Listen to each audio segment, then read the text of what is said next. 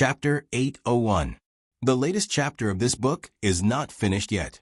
For more exciting content, please scan the QR code below to download the app. Novels are updated faster. Millions of novels are free to read. Novels with content that can't be found online are available here. In the middle of the night, there was a sudden clap of thunder in the capital of Yen Kingdom. The young princess ate too many grapes before going to bed and woke up in the middle of the night. She opened her eyes and said, "Mama, I want to pee." No one responded to her. She stayed on her bed for a while and couldn't hold it in any longer. She had to get up on her own. The young princess was a very shy little elder. She had stopped wetting her bed since she was 2 years old, so she decided to pee on her own. But with the thunder and lightning outside, she was a little scared. "Uncle, uncle." She sat under the small mosquito net and called out twice, but no one responded to her. She really couldn't hold it in any longer. Her little face scrunched up, and she tried hard to hold back her pee. She slipped out of bed and walked barefoot on the floor. Eunuch Zhang. Everyone in the bedchamber seemed to have run out. She was the only one left in the hall that was illuminated by the flickering lightning. Her small body stood on the floor in a daze, like a pitiful little doll. Suddenly, a figure in a dragon robe walked in from the door. He was against the moonlight and was illuminated by the sudden lightning. The young princess was so scared that she shivered in front of her uncle, who was tall and majestic. She peed. There was a thunderstorm at night, and the temperature was much cooler in the early morning. Little Jing Kong didn't officially live in the house of High Duke. He only came over occasionally and didn't come last night. As usual, his great-aunt and Gu Yan slept in their rooms. Gu Xiaoshun and Master Lu woke up early to practice carpentry. Gu Xiaoshun's talent was amazing. Master Lu was no longer satisfied with teaching him simple craftsmanship. He began to slowly teach him various kinds of mechanism techniques. There were trustworthy servants in the courtyard, so Master Nen didn't need to cook. She went out early in the morning to pick herbs. The house of High Duke came over to have breakfast with Gu Jiao, Gu Xiaoshun, and Master Lu. Recently, there had been a continuous stream of people asking the servants of the High Duke's estate for information. There were also unknown people secretly loitering around the entrance of the High Duke's estate.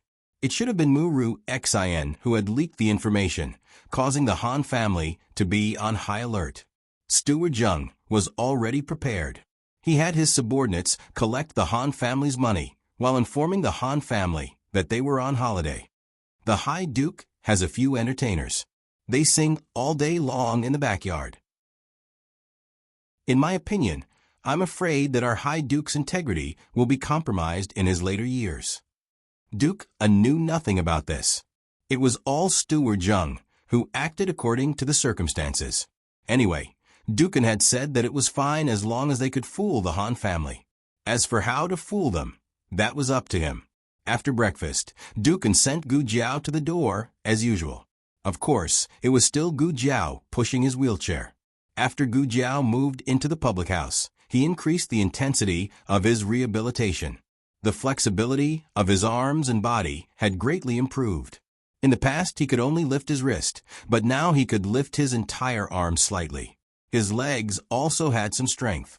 Although he couldn't stand, he could sway slightly when he was sitting or lying down. In addition, his vocal cords could finally make a sound. Although it was only one syllable, it was already a huge improvement. The father and daughter came to the door. Gu Jiao grabbed the reins on Black Wind King's back and said to Dukan, "Godfather, I'm going to the military camp." Duke "Okay. Take care on the way." Gu Jiao flipped onto the horse and was about to gallop away when she saw a battered figure stumbling over.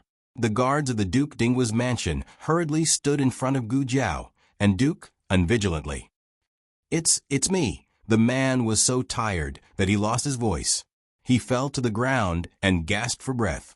Eunuch Zhang. Gu Jiao saw his appearance clearly. She hurriedly flipped off the horse and came to him. She squatted down and asked him, "How did you end up like this?" Zhang Dequan's hair was disheveled and his clothes were messy. He even lost one of his shoes. He didn't have much strength left. He grabbed Gu Jiao's wrist with a strong will. Lord Xiao, quickly tell the third princess and His Highness Zhang's son something happened to His Majesty. Last night, the king went to the cold palace to see imperial concubine Han. It was related to Empress Xuanyuan's secret, so Zhang Dequan didn't dare to listen. He tactfully waited outside the courtyard. He didn't know what the two talked about. He just felt that the king had been in there for too long. Based on his understanding of the king didn't have any feelings for imperial concubine Han. He should have come out after asking what was going on. He muttered in his heart and peeked inside weakly. It was this one glance that saved his old life. He saw a black-robed man descend from the sky and knock out the king with one palm. He wasn't the kind of person who would run away when his master died. However, knowing that he wasn't a match for the king and still rushing to die with him, that wasn't loyalty, but illness. He broke into a run. Perhaps the heavens didn't want him to die. There happened to be an imperial expert patrolling nearby. The imperial expert sensed the fluctuation of the expert's inner energy and used his light body technique to go to the cold palace to investigate. The two sides were probably entangled, which gave him the chance to escape. He originally planned to escape to the king's bedchamber to dispatch experts, but he was shocked to find that all the experts in the palace had been killed. He boldly guessed that when the king went to the cold palace to see imperial concubine Han, someone sneaked in and killed them. After killing them, that person went to the cold palace to report to imperial concubine Han and knocked out the king. He had never been lucky in his life, but tonight he had brushed shoulders with the king of hell twice. He understood that the palace was no longer safe, so he escaped the palace in the middle of the night. He didn't go to the state preceptor hall because he was worried that if imperial concubine Han found out that he wasn't there, she would definitely guess that he went to the state preceptor hall to find the third princess and the imperial grandson. He also remembered that Lord Xiao had moved to the High Duke's public house, so he decided to come over and try his luck. After saying that, he fainted. Steward Zheng was dumbfounded. "Hey, Eunuch Zhang, you should explain clearly what happened to His Majesty." Gu Jiao was silent. It couldn't be what she was thinking, right? Steward Zheng asked Gu Jiao, "Young master, what should we do with him?" Gu Jiao took his pulse and said, "He's fine, he's just tired and fainted. Carry him into the residence first. I'll go to the state preceptor hall." "Ah," Nguogong said. Gu Jiao turned to look at Nguogong. Nguogong wrote on the armrest, "It's better for me to go. You go to the barracks, as usual, and pretend that you didn't see Eunuch Zhang. If there's anything, I'll get someone to contact you." Gu Jiao thought for a moment. "All right." Steward Zheng hurriedly asked someone to carry the fainted Eunuch Zhang into the residence and repeatedly ordered the guards. "No one is allowed to spread what happened today." "Yes." The guards responded. Nguogong went to the state preceptor hall and secretly brought Xiao Heng onto his carriage. When Xiao Heng arrived at Feng courtyard of Nguogong's residence, Zhang Dequan had been woken up by Nan Shinyang's acupuncture. Xiao Heng went to the side room to see him. In Gu Qingfeng's room next door sat his great-aunt, the old chancellor, and Gu Chengfeng and Gu Yan, who were eavesdropping. Nan Shinyang was drying medicine in the courtyard. As she was drying, she approached the window of the side room. Master Lu was making crossbows, and as he did so, he came to the window. The husband and wife looked at each other. Zhang Dequan told them everything that happened last night and didn't forget to add his own thoughts in the end. "I felt that it was inappropriate at the time, but Your Highness Zhang's son must understand His Majesty's temperament. It's about Empress Xianyuan. His Majesty can't not go." This was giving advice after the horse's back. At the time, he didn't expect Han Shinyang to be so bold as to murder the monarch of a country in the palace. "Did you hear what they said?" Xiao Heng asked. "Your servant didn't dare to eavesdrop, just..." Zhang Dequan recalled carefully. "There were a few words that they said quite loudly, so your servant heard them." Han Shi said, "This concubine also didn't want to go to this step. Your Majesty, you forced this concubine." Xiao Heng paused and asked, "Is there anything else?" Zhang Dequan scratched his head. And His Majesty said, "It's you. I'm going to kill you." That's it. It sounded like the monarch and Han Shernyang had a dispute. What do you think, great aunt? Xiao Hing went next door. Empress Dowager Zhuang hugged the candied fruit jar and snorted. Love, but can't have it, and hate because of jealousy. It was another concubine Jing, but she was even more ruthless. Concubine Jing also loved the previous emperor, but couldn't have him. Unfortunately, she didn't dare to touch him and could only make things difficult for his women and children. As the saying goes, pick on a soft persimmon. However, she didn't expect Empress Dowager Zhuang to be a cactus. Empress Dowager Zhuang ate a candied fruit. Oh, this is how you deal with scum. Xiaoheng, great aunt, whose side are you on? Gu Chengfeng asked, since Han Shernyang has such a powerful expert by her side. Why didn't you make a move earlier? Why did she wait until she and her son were both deposed before making a move? As a man of steel, Gu Chengfeng couldn't understand Han Shernyan's actions. Empress Dowager Zhuang, as a woman who had been in the imperial harem for many years, could more or less understand Han Shernyan's state of mind. Han Shernyan already had a weapon to deal with the monarch. The reason she didn't make a move, other than considering the risk of the whole thing, was that she still had some feelings for the monarch. She hated the monarch, but she also hoped that the monarch would make her empress, so that she could be the mother of the country and be a couple with the monarch to grow old together. Unfortunately, the monarch's actions chilled Han Shernyan's heart. Her original intention of calling the monarch to the cold palace was to give the monarch one last chance. As long as the monarch showed some feelings for her, she could wait. Unfortunately, she was disappointed. She never had a place in the monarch's heart. A woman who was serious about her career was the scariest. The Yen monarch was in for a hard time. On the other side, Steward Zheng, who went to the palace to inquire about the news, also returned. He reported the news to Duke An and the others. His Majesty went to the court. I didn't hear anything happened. However, Eunuch Zhang, it was said that he was having an affair with a palace maid called you. He was worried that he would be punished, so he fled the palace in the middle of the night. Zhang Dequan, who had just walked to the door and heard this sentence. Zhang Dequan, His Majesty already knew about me and Chiu Yu having an affair. I went to the open road. His Majesty can't punish me. I can't run away because of this. Everyone's mouth twitched. You really did have an affair with someone. This matter was very secretive. Other than the monarch, Zhang Dequan didn't let a second outsider know. Zhang Dequan was so shocked that he forgot to be surprised when he saw so many people in the room, including 2 patients he had seen in the state preceptor's hall. He asked nervously, "Oh no, Chiu Yu fell into their hands. Chiu Yu is in danger." Everyone looked at him with sympathy. Zhang Dequan asked, Why are you looking at me like that?" The old chancellor pushed the cup forward. "Drink a cup of green tea." Xiao Heng passed a plate of snacks in front of him. "Eat a piece of mung bean cake." Gu Yan opened his palm. "I'll give you a jade bottle." Zhang Dequan. The monarch was knocked unconscious by Imperial Concubine Han at night. In the morning, Concubine Han let him go to the court. No matter how one looked at it, something felt wrong.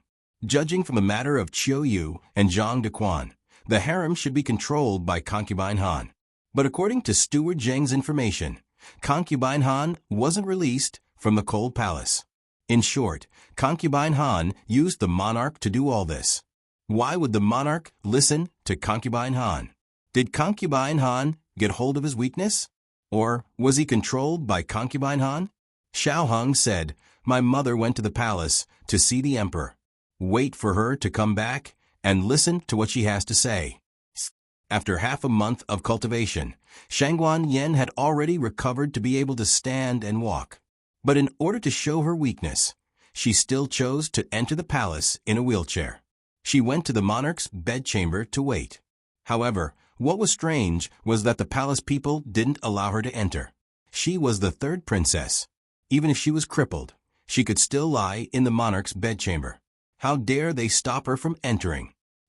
"What's your name?" "This princess has never seen you before." Shangguan Yen sat in the wheelchair and faintly asked the little eunuch in front of her. The little eunuch smiled and said, "This slave's name is Huan Shi.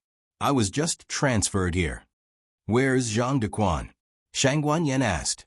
Huan Shi smiled and said, "Eunuch Zhang was found to have an affair with a palace maid. He fled overnight. Now the one serving His Majesty is Chief Yu." Shangguan Yen frowned and said, "Which Chief Yu?" Huan Shi said, "Chief Yu Champa." She seemed to have some impression of him. He used to serve the emperor, but he was not very favored. Why did he promote him? "What about Xiao Zhao?" she asked again. Huan Shi sighed and said, "Xiao Zhao and Eunuch Zhang are good friends. They were implicated and punished. They were transferred to the laundry room." Shangguan Yen asked a few palace people who were usually in front of the emperor, but the result was that they were not there. The reason was the same as Xiao Zhao's. They were implicated and punished. This kind of phenomenon was not strange in the harem, but the fact that she was blocked outside the door was unusual. After all, whether it was a newcomer or an old one, they should have heard that she was very favored recently. Shangguan Yen lightly said, "You blocked me outside. Are you not afraid that my father will blame you when he comes back?" Huan Shi kneeled and reported, "This is His Majesty's order. No one is allowed to enter without permission. This slave is also under the order. Third princess, please understand." In the end, Shangguan Yen didn't see the monarch. She went to the Hall of Harmony to find the monarch. Shangguan Yen was confused. What kind of medicine is this old man selling in his gourd? Did Wang Xian and the others betray me? No, I'm not afraid of death. They are afraid of death. Shangguan Yen left the palace with doubts. On the other side, Gu Jiao finished her official duties in the military camp and rode Black Wind King back to the Duke's mansion. Xiao Heng went to pick up little Jing Kong. The matter was reported by Gu Chungfeng and Gu Yan. When she heard that the monarch had an accident in the cold palace, Gu Jiao knew that what should come will come. In her dream, the monarch was also plotted against by imperial concubine Han in the cold palace.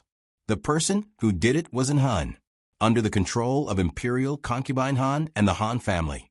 The Great Yen fell into a civil strife more terrible than 15 years ago. Jin and Liang took the opportunity to wage war against the Great Yen.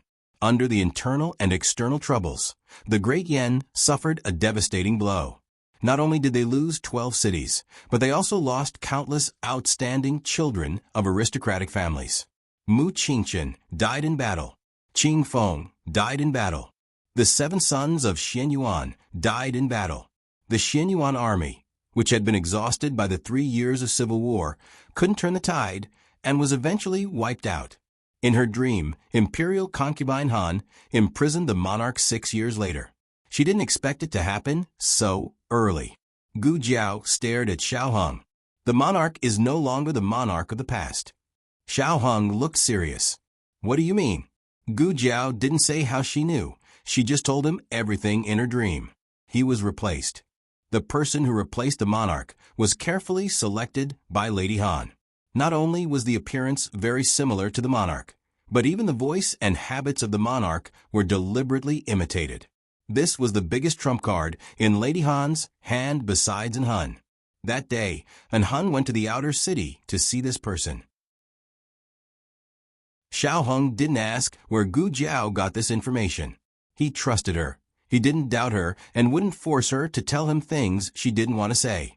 "I didn't expect imperial concubine Han to have such a chess piece," he said with a serious expression. Then the monarch, Gu Jiao said, "The real monarch isn't dead." Lady Han couldn't bear to kill the monarch. She just imprisoned him. At this time, Lady Han didn't know that 3 months later, the monarch would die of illness in a cellar that never saw the light of day. She still lost him in the end.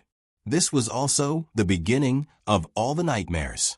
Without the monarch to stabilize Lady Han and the Han family started a civil war. "We have to snatch the monarch back," Gu Jiao said. The latest chapter of this book isn't finished yet. For more exciting content, please scan the QR code below to download the app. Novels are updated faster. Millions of novels are free to read. Novels with content that can't be found on the internet are all available here. https://www.zhbqg.com/89642_896/106-180-321. HTML Genius memorized this website's address in 1 second. www.zhbqg.com Bikuga mobile reading website. zhbqg.com.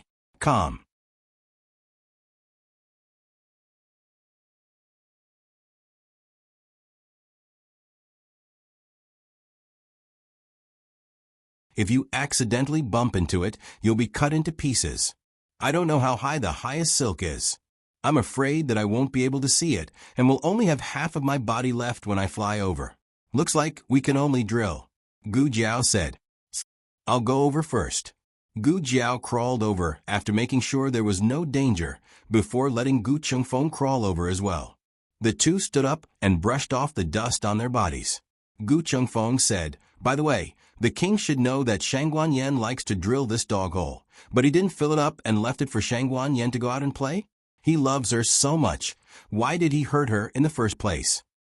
Gu Jiao lightly said, you don't have to guess a man's mind. Gu Chengfeng. Gu Chengfeng looked around and said to Gu Jiao, that master must be guarding Han Shi's side. I'll lead him away in a while. You go and rescue the king. Gu Jiao said, can you lead him away? Gu Chengfeng patted his small chest. I'm Zhao country's #1 thief, Fei Shuang. Don't think that just because my martial arts are not as good as yours, I'm not as good as you in other aspects. You should learn it well, and watch how I lure him away.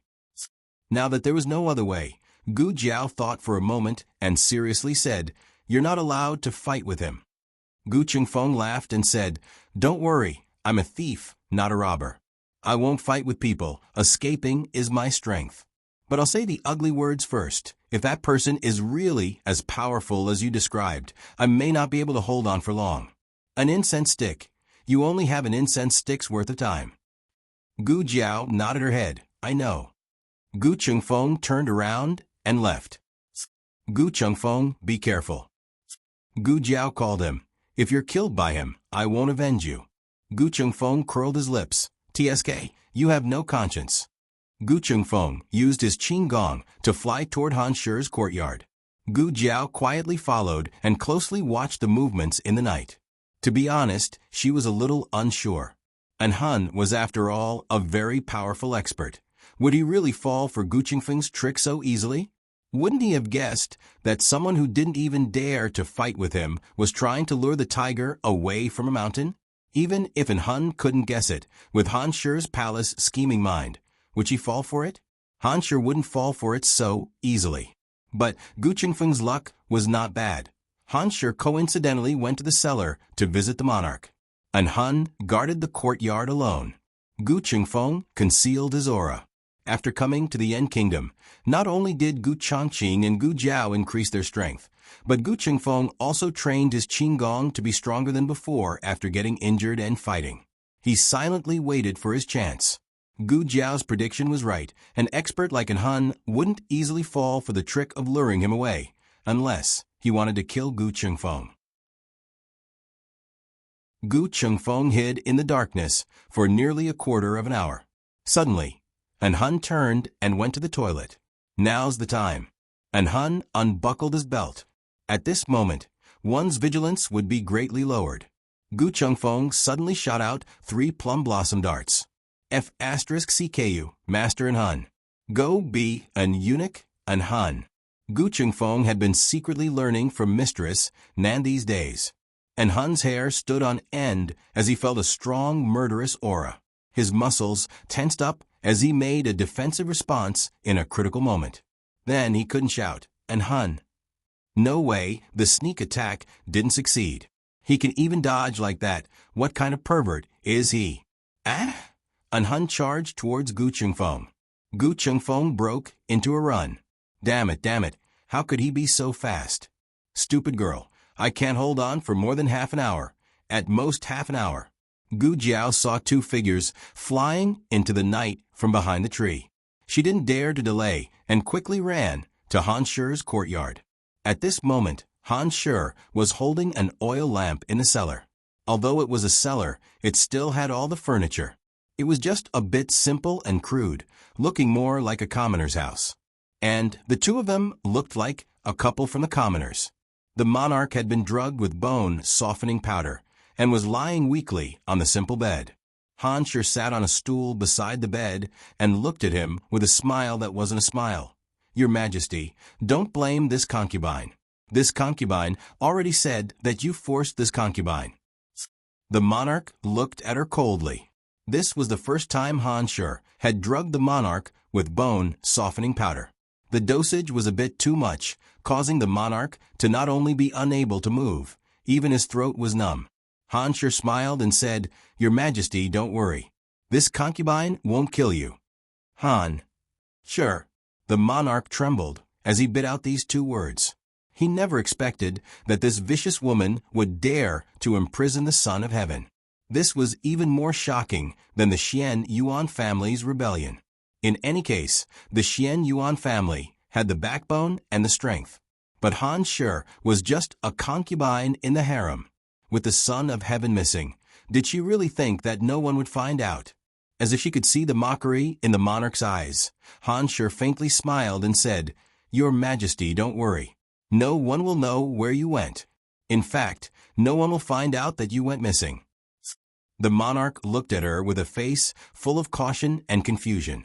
Han Shu smiled meaningfully and said, "Last night, Your Majesty came to this concubine's cold palace to sit for a while before returning. This morning, you went to court on time. In the afternoon, you gathered the military officials to discuss important matters. At night, you went to your own palace to read memorials for 2 hours." The monarch's expression changed. He stuttered, You, Han Shu's lips curled into a mocking smile. "Yes, this concubine found someone to replace Your Majesty. Your Majesty didn't expect this, right? This concubine called Your Majesty to the cold palace to give Your Majesty one last chance. If Your Majesty had only said that you believed in me, I wouldn't have done it. In truth, I also considered giving Your Majesty a goo or drug, but those things will harm the body. This concubine's heart aches for Your Majesty and can't bear for Your Majesty to suffer." The monarch's heart was filled with disgust. Why didn't he find out earlier that this poisonous woman was a lunatic? Han Shu took in the monarch's disgust. Her smile disappeared and she coldly said, "Your Majesty, no matter how much you hate this concubine, no one will come to save Your Majesty. Your Majesty, take care of yourself."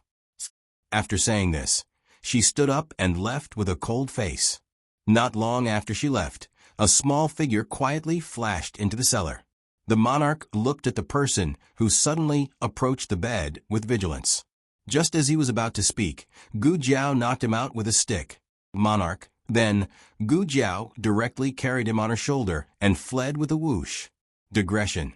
Do you still have a monthly ticket? Vote for Jiao Jiao. The newest chapter of this book is not finished yet. For more exciting content, please scan the QR code below to download the app. Novels are updated even faster. Millions of novels are read for free. Novels that can't be found online are all here. https://www.zhbqg.com/89642_89642826/1061791149. HTML Genius remembers this website's address in 1 second. www.zhbqg.com Bikugo mobile reading website. zhbqg.com. Chapter 803. The latest chapter of this book is not finished yet. For more exciting content, please scan the QR code below to download the app. Novels are updated faster. Millions of novels are free to read. Novels that can't be found online are all available here. It was a dark and windy night. Gu Chengfeng was being chased by an Hun. He knew that an Hun was powerful, but he wasn't weak either. Why was he getting closer and closer? It was already abnormal that he was getting closer and closer. Under normal circumstances, no one could run more than 10 feet away from an Hun, but Gu Chengfeng had already circled around the palace. But he couldn't hold on any longer. He was about to smoke. Forget it. Let's get out of the palace first. Gu Chengfeng jumped out of the main entrance of the harem and ran in the direction of the exit. And Hun chased after him relentlessly. Gu Chengfeng didn't expect to get rid of him now. If he could lure him out of the palace in the opposite direction, he could buy more time for that girl. Gu Chengfeng brought out his reincarnated energy and ran amok in the night. Finally, he leaped up and stepped through the last gate of the outer court. At this moment, an Hun was less than 20 feet away from him. Oh no, I can't hold on any longer. Please don't get caught. My martial arts skills are not enough to even fill the gaps between an Hun's teeth. However, there was a saying in the world, what you fear will happen. Just as Gu Chengfeng gritted his teeth and was about to break through his limit, an Hun came behind him and grabbed his collar with his bone-cold hand. Gu Chengfeng's heart skipped a beat. He was someone who had experienced the Battle of Yuegu City. He had fought with the Chun army for 5 days and 5 nights, but he had never felt that he had really stepped into the palace of the King of Hell. It was as if the hand that grabbed him wasn't a death warrior's hand, but the ghost claw of the King of Hell. I can't die, I can't die. I haven't lived long enough. I can only use my last move. The seemingly complicated and numerous thoughts flashed through his mind in an instant. With a swish, he took out something from his bosom, and Hun thought that he was going to assassinate him with a hidden weapon. Who would have thought that through the other party's back, he saw the other party use something to wipe his mouth? What move is this? The next second, Gu Chengfeng turned his head and pouted his red lips. He leaned towards an Hun affectionately. Trojan horse, an Hun, F***ck. An Hun's breath stagnated, and his meridians started to circulate in reverse. The true qi in his dantian was extinguished, as if a bucket of ice water had been poured on it. His breath was blocked, and he fell down with a clatter. In the process of falling, he threw Gu blazing hot lips Chengfeng away in disgust and horror. The all-powerful Lord, an Hun, had never been so frightened before. What kind of shameless opponent was this? Back in the day, he was also a very decent little wind, but the group of people in the courtyard. No, not to mention the people, even the horses were not decent. He was influenced by the company he kept. However, an Hun was an Hun after all. Even though his soul had been sent flying by the lightning, he still relied on his strong instinct to recover his inner energy the moment he landed. He struck the ground with his palm and borrowed the force to do a somersault in the air before landing firmly on the ground. As for Gu Chengfeng, he borrowed the force of him throwing him out just now and disappeared with a whoosh. In the night, a certain someone's annoying voice could be heard. Thank you, Lord and Hun. And Hun did not chase after him. He knew the force of his throw. If he chased after him, he would be too far away from the palace. He turned and returned to the cold palace. Just as he entered the courtyard of the cold palace, he saw Han Shi angrily walking towards him. Where did you go just now? The king was taken away by someone. And Han said calmly, I know, I will get him back. After Gu Jiao carried the king out of Han Shi's courtyard, she went straight to the dog hole that led to the outside of the palace. As the king was knocked unconscious, he could not drill the hole himself, so Gu Jiao could only stuff him in. Who knew that the king's body would get fat and he would be stuck in the dog hole? Gu Jiao frowned seriously and kicked his dragon head, kicking him over without hesitation. After that, Gu Jiao crawled over herself. She did not know how long Gu Chengfeng could delay, but it was best that she did not waste any time. She carried the king and sprinted towards the planned location. There, the Black Wind King was already in place. However, things did not go as she wished. Before she could run a mile, an Hun caught up with her. She saw with her own eyes that an Hun used his sword to cut open the snow silk on the wall and jumped over elegantly. He was indeed an expert. His skills were amazing. Gu Jiao could not escape from an Hun alone. Now that she had to carry the king, she was no match for an Hun. What was Gu Chengfeng doing?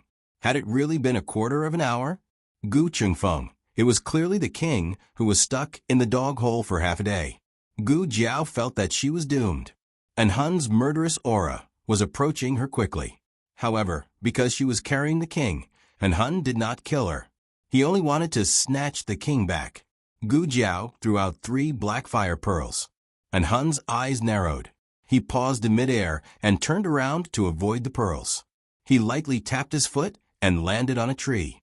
The black fire pearls landed on the ground and made a series of explosive sounds. Gu Jiao felt a toothache. Shouldn't an expert like you catch hidden weapons with your bare hands? Why are you dodging? And Hun pulled out a long vine from the tree and threw it at Gu Jiao. The long vine wrapped around Gu Jiao's slender waist. Gu Jiao was pulled over by a strong force. She had 2 choices. She could either surrender and be captured by Hun together with the monarch, or she could throw the monarch down. And Hun would abandon her to save the monarch, and she would take the opportunity to escape. She did not want to die. However, she would not give up the king that she had already captured. She immediately pressed down on the dagger at her waist. However, before she could pull it out, Hun slapped the dagger out of her hand. This guy. In the nick of time, a figure suddenly appeared from the side and cut the long vine in half. Gu Jiao and the king fell to the ground. The person holding the sword blocked in front of the 2 and said through the veil, "You guys leave first." It was Yi Qing's voice. Gu Jiao looked at Yi Qing, who was dressed in black, and then looked at the 4 men of sacrifice that came with Yi Qing. She roughly understood that it was the state teacher's palace that made their move. "Be careful," Gu Jiao reminded. "I will." Yi Qing flew up with her sword and attacked Hun together with the 4 men of sacrifice from the imperial preceptor palace. Gu Jiao took the chance to grab the king, who had fallen to the ground, and ran. Behind them came the sound of weapons clashing. The whole street seemed to be filled with killing intent. The eldest disciple of the state teacher's palace and the 4 men of sacrifice were a terrifying force, but to say that they could kill Hun was still impossible. Set up the formation. Trap him. Under Yi Qing's order, the 5 of them formed a formation and surrounded Hun. And Hun coldly looked at the 5 who came out of nowhere and sarcastically curled his lips. "You think you can stop me with just a few of you?" Yi Qing coldly said, "Whether I can stop you or not, you'll know once you try. Or are you scared? That's right, you colluded with the deposed concubine and imprisoned the king. You have committed a crime worthy of all 9 generations of your family. If you're willing to surrender, then maybe I'll consider letting you go." And Hun coldly laughed, stalling for time? Useless. As soon as he finished, Hun's figure flashed and suddenly appeared in front of Yi Qing. His speed was too fast, to the point that Yi Qing could only see a blur. Before he could react, Yi Qing had already been sent flying by Hun. And almost at the same time, Hun used the remaining qi in his body to send the other 4 men of sacrifice flying. Hun's goal was to take back the king, so he didn't waste too much energy on Yi Qing and the others. Yi Qing fell onto a roof, covered his chest, and spat out a mouthful of blood. Damn. He escaped so quickly, Xiao Lulang. You can only rely on yourself from now on. Achoo. Gu Jiao was running just fine with the king on her shoulder, when she suddenly sneezed out of nowhere, stepped on something slippery, and fell flat on her face. No way, right? Was someone talking about her again? Xiao Lulang. This name is poisonous. Gu Jiao got up with a black face. Just as she was about to grab the king and continue running, Gu Chengfeng used his qinggong to catch up. "Hey, are you okay?" Gu Chengfeng asked her. Gu Jiao, with grass all over her body, shook her messy hair. "I'm fine. Yi Qing and them are coming. I don't think they can hold them off for too long. You take the king and leave. We'll split up." Letting Gu Chengfeng lure Hun away was because only he could do it. Now letting Gu Chengfeng take the king away was also because only he could take him away. What Gu Jiao didn't say was that she sprained her leg from the fall just now. Gu Chengfeng frowned. "But you," Gu Jiao took out a bone whistle. "Black Wind King will come get me. Hurry up and leave." The reason why she didn't use the bone whistle before was because she was worried about exposing her location and attracting the Black Wind King, and Shuri Yi attracting an Hun. Now, there was no other choice. Gu Chengfeng gritted his teeth. I know what you want to do, but this time, I won't listen to you. And Hun wasn't Han Yi. Once he fell into his hands, there was no chance of survival. Gu Chengfeng, with one hand holding onto the king and the other holding onto Gu Jiao, used his qinggong to jump. But right at this moment, an Han arrived. An Han squinted his eyes, aimed at Gu Chengfeng's legs, and slashed down. The newest chapter of this book is not finished yet. For more exciting content, please scan the QR code below to download the app. Novels are updated faster. Millions of novels are free to read. Novels that can't be found on the internet are all here. https://www.zhbqg.com/8964-2_89642826/106156462. HTML Genius memorized this site's address. www.zhbqg.com Bikuj mobile reading website. zhbqg.com.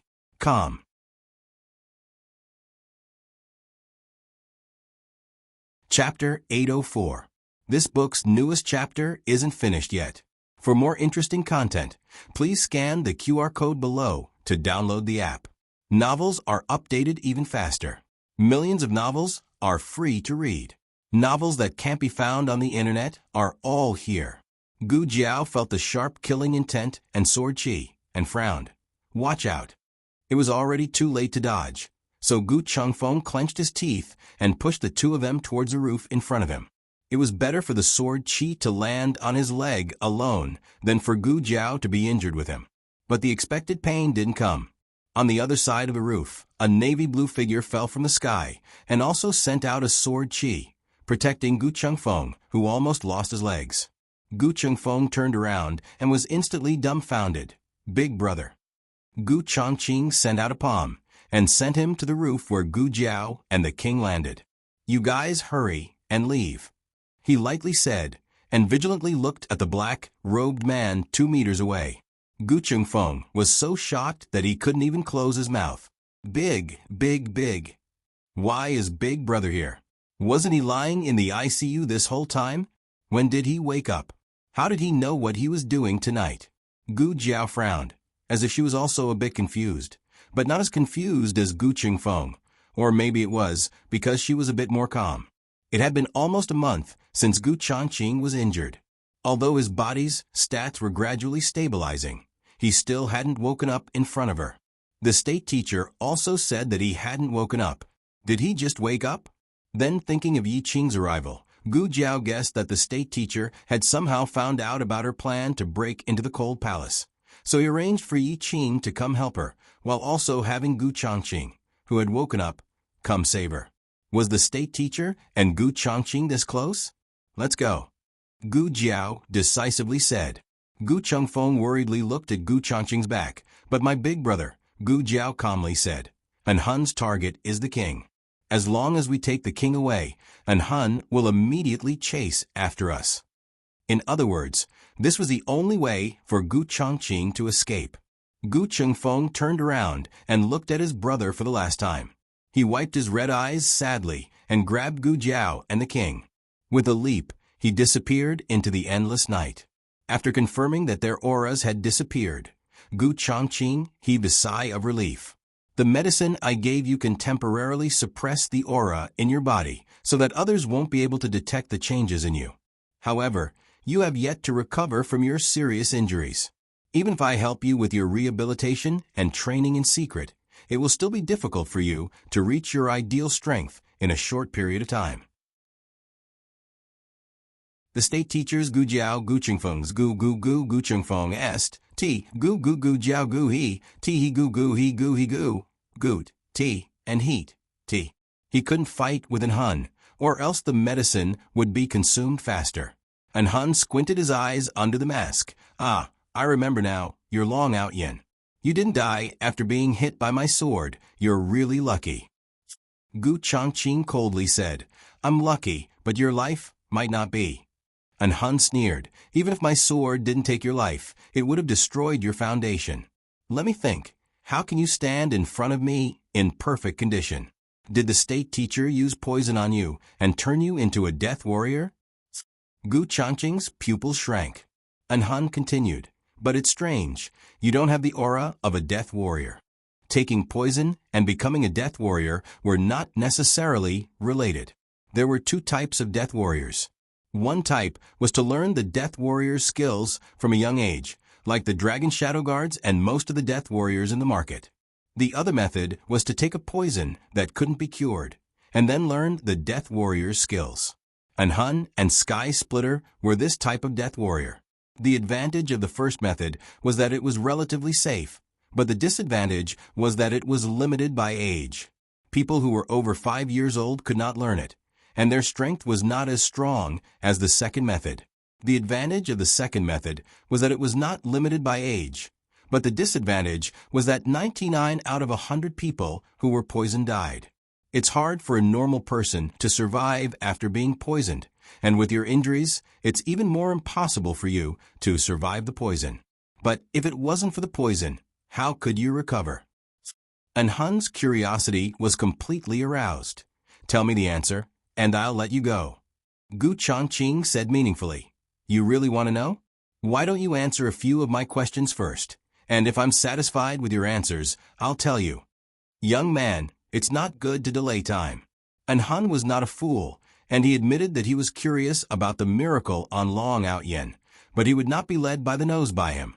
He looked calmly at Gu Changqing. I won't kill you today, but after I settle the matter at hand, I'll go to the State Preceptor Hall to get the answer from you. You want to leave? It's not that easy. Gu Changqing dodged and blocked En Hun's way with his sword. But En Hun was too fast, and before he could do anything, En Hun had already sheathed his sword back into the scabbard. Then, En Hun flashed past like a hurricane, and disappeared into the night. Gu Changqing looked at En Hun's back view, and secretly tightened his grip on the sword in his hand. In the end, he agreed to split up with Gu Jiao. After all, En Hun's target was the king, and as long as he left with the king, En Hun would definitely catch up with him. It would be much safer for the brat to leave on her own. That was his plan, but he did not know that not long after he left, Gu Jiao took out her bone whistle and blew it. Gu Chengfeng froze. Oh no.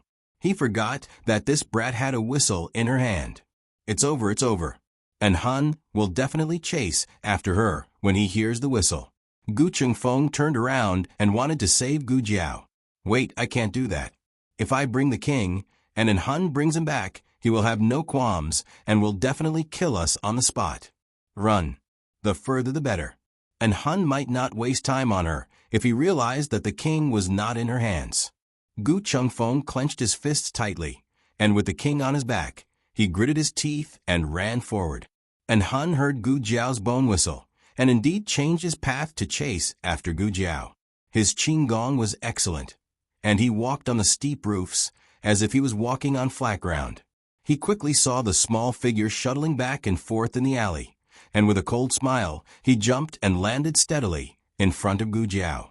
Gu Jiao suddenly stopped in her tracks. She turned around and continued to run. En Hun easily jumped over her head and blocked her path again. Gu Jiao's face darkened. It was so troublesome to not know qinggong. En Hun asked, "Where are the two of them hiding?" Gu Jiao said, "Find them yourself if you have the ability." En Hun slowly walked towards her with a murderous aura. "Brat, killing you is just a matter of moving my fingers. If you know what's good for you, I'll give you a quick death." Gu Jiao laughed. "If you kill me, my men will also kill the king." En Hun's footsteps paused slightly. Gu Jiao's acting skills reached an unprecedented level at this critical moment, and she displayed her superb acting skills. "I want the king because I want to save my own life, but if I can't save my life, then the king's life won't matter. If you don't believe me, you can try to kill me, but I can guarantee you that the king will die with me."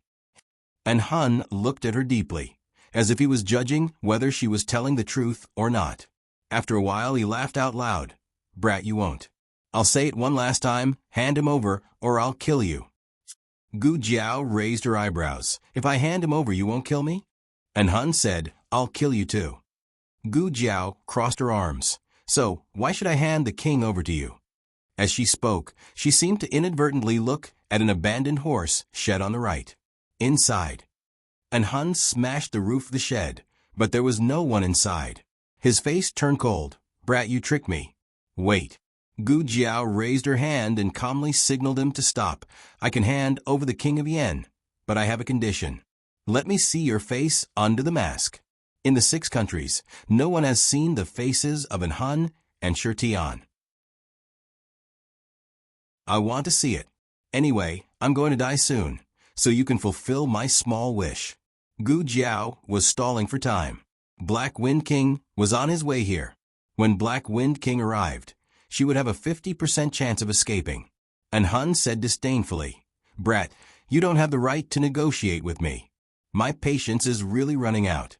If you don't tell me, I'll kill you first, and then find the king.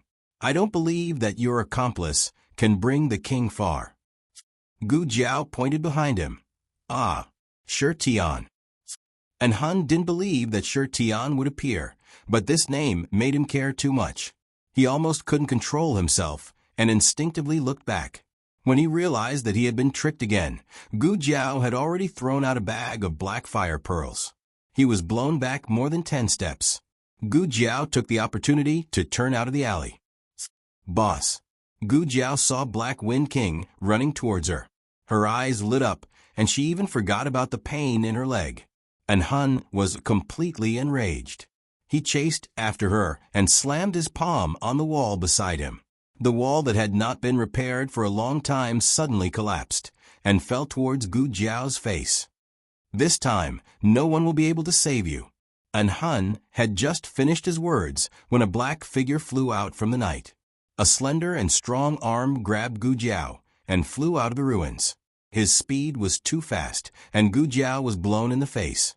After he steadily landed on the ground, Gu Jiao looked at the long shadow on the ground, which was illuminated by the moonlight, and expressionlessly spat out a mouthful of dust. Long time no see. Long E. Digression. It seems that many people said that they would give tickets to Long E as soon as he appeared. The latest chapter of this book is not finished yet. For more wonderful content, please scan the QR code below to download the app. Novels are updated faster. Millions of novels are free to read. Novels with connotations that can't be found on the internet are all available here. https://www.zhbqg.com/8964-2_89642_106155101. HTML Genius will remember this site's address in 1 second. www.zhbqg.com Bikuj mobile reading website. zhbqg.com.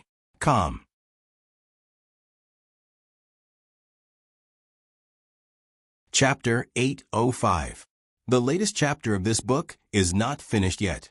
For more exciting content, please scan the QR code below to download the app. Novels are updated faster. Millions of novels are free to read. Novels with connotations that can't be found on the internet are all available here. Long E placed Gu Jiao in a proper position, as if he was placing his own little doll. He didn't forget to use his internal force to smooth out the little hogue on the little doll's head. Long E, why are you here? Gu Jiao asked him. Obviously, Long E wouldn't answer. Forget it, this problem can be slowly studied later. The most important thing now is to deal with An Hun, this troublesome guy. Gu Jiao pointed at An Hun, who was not far away, and seriously said, Long E beat him. I can't beat you. I'll let Long E beat you. An Hun obviously didn't expect Gu Jiao to suddenly change her style. But thinking about it, this kid was originally shameless, otherwise he wouldn't have repeatedly played with him.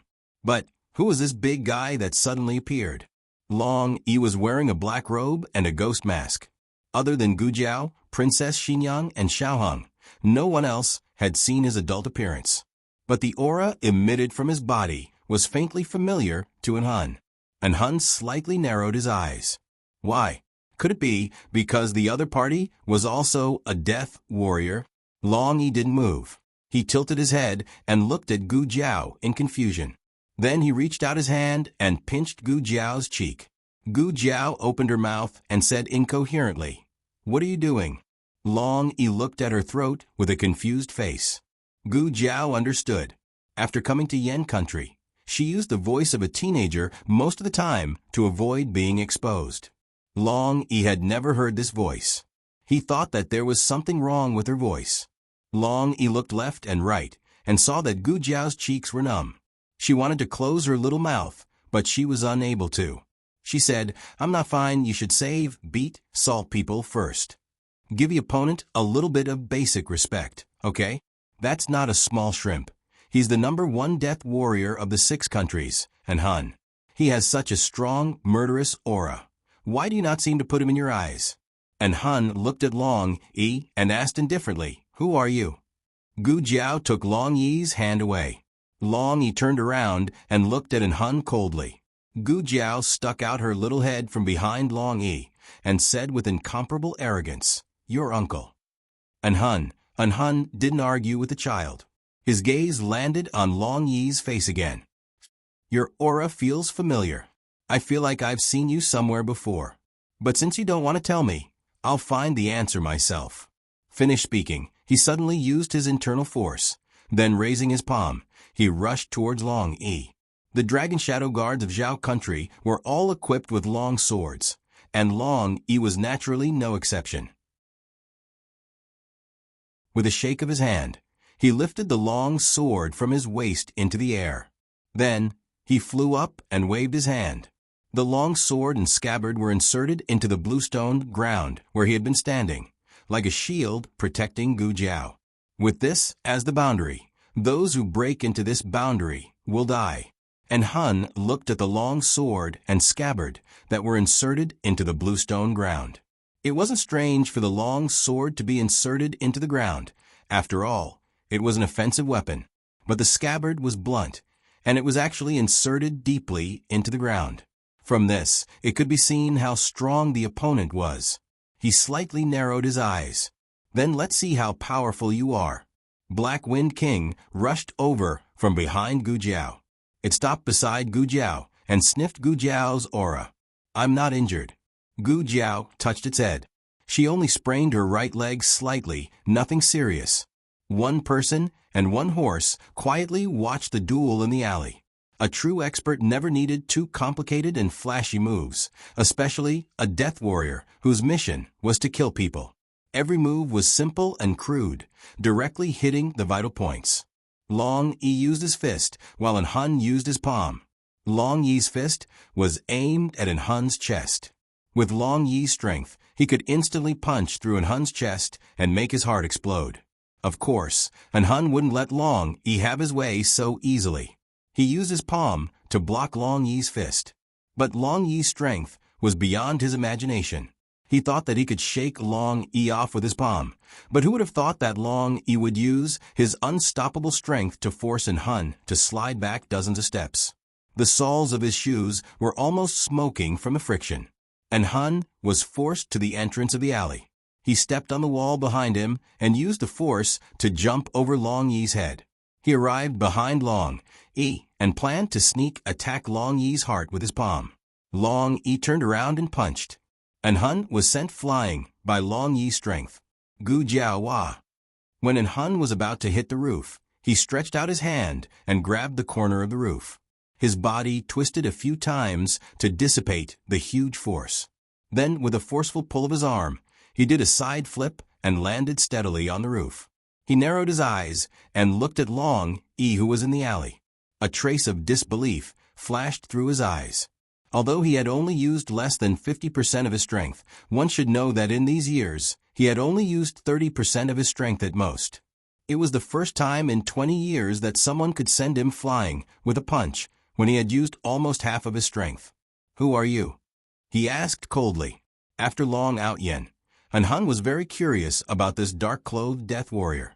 As an expert, other than constantly improving his strength, he also had to study different opponents.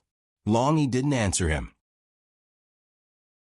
Within the 6 countries, Only the dragon shadow guards of Zhao country were trained to be silent death warriors under the special request of the late emperor. The rest of the death warriors were not like this. Therefore, in Hun's eyes, Long Yi's silence meant that Long Yi was too lazy to talk to him. And Hun felt that he had been offended. Gu Jiao sat on the back of the horse and calmly looked at Hun, who was on the roof. She smiled faintly and said, "Hey, the one called Hun, why aren't you fighting? Are you afraid? If you obediently kowed out to me and admit defeat, I might consider giving you a quick death." Hun snorted and looked at Gu Jiao. "Kid, your tone is too arrogant. I only used less than 50% of my strength just now. Do you really think that a death warrior that you casually invited from outside can be this lord's opponent?" Gu Jiao raised her eyebrows. "This lord? You don't have much strength, but you talk big. Hee hee." This was what Hun had mocked Gu Jiao before. "You are young, but you talk big." Now, Gu Jiao was arrogant and domineering. Hun coldly said, "Kid, don't be complacent too early. After I kill him, the next one to kill is you." Gu Jiao turned her head and looked at Long Yi. "Long Yi, he is fierce to me." Hun, Long Yi's eyes were cold. He fiercely stomped on the ground and rushed towards Hun, who was on the roof. This time, Hun did not deliberately hide his strength like before. He used 70% of his strength all of a sudden. The two of them fought from the roof to the alley, and from the alley to the roof. Fortunately, this was an old street that was going to be demolished, and no one lived there. Otherwise, such a big movement would have startled everyone. The more Hun fought, the stranger he felt. Why is this person's fighting style so familiar? Have I fought with him before? But such a powerful opponent, I should have some impression of him. Gu Jiao seriously observed the fight between experts. It seems that they are evenly matched, but Long Yi's stamina is obviously more powerful.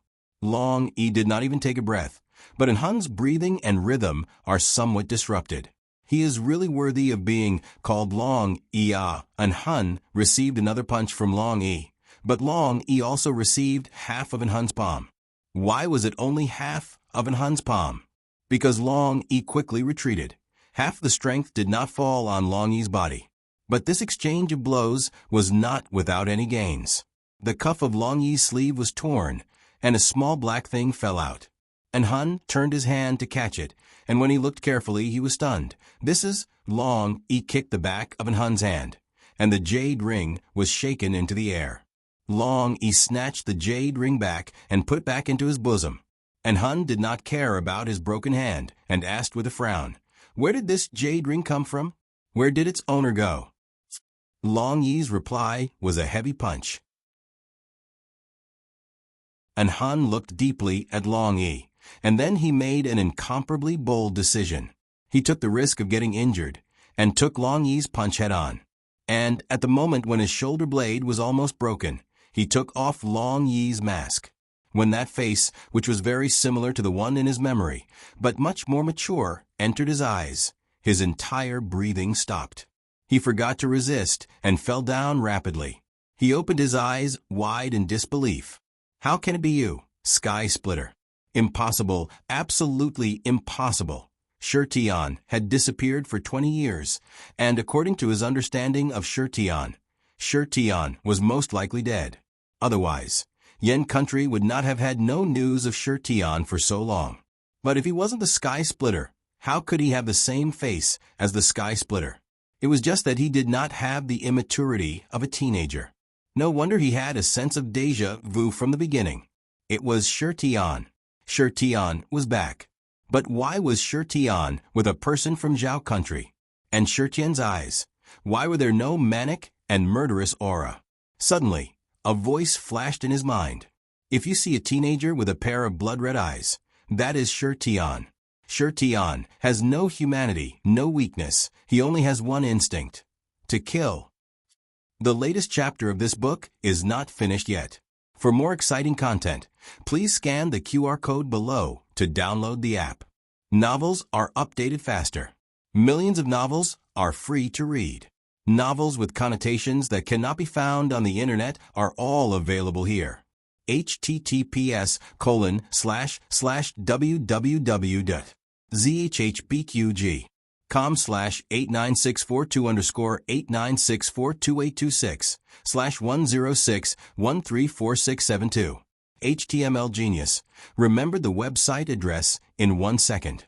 www.zhbqg.com Bikuj mobile reading website. zhbqg.com.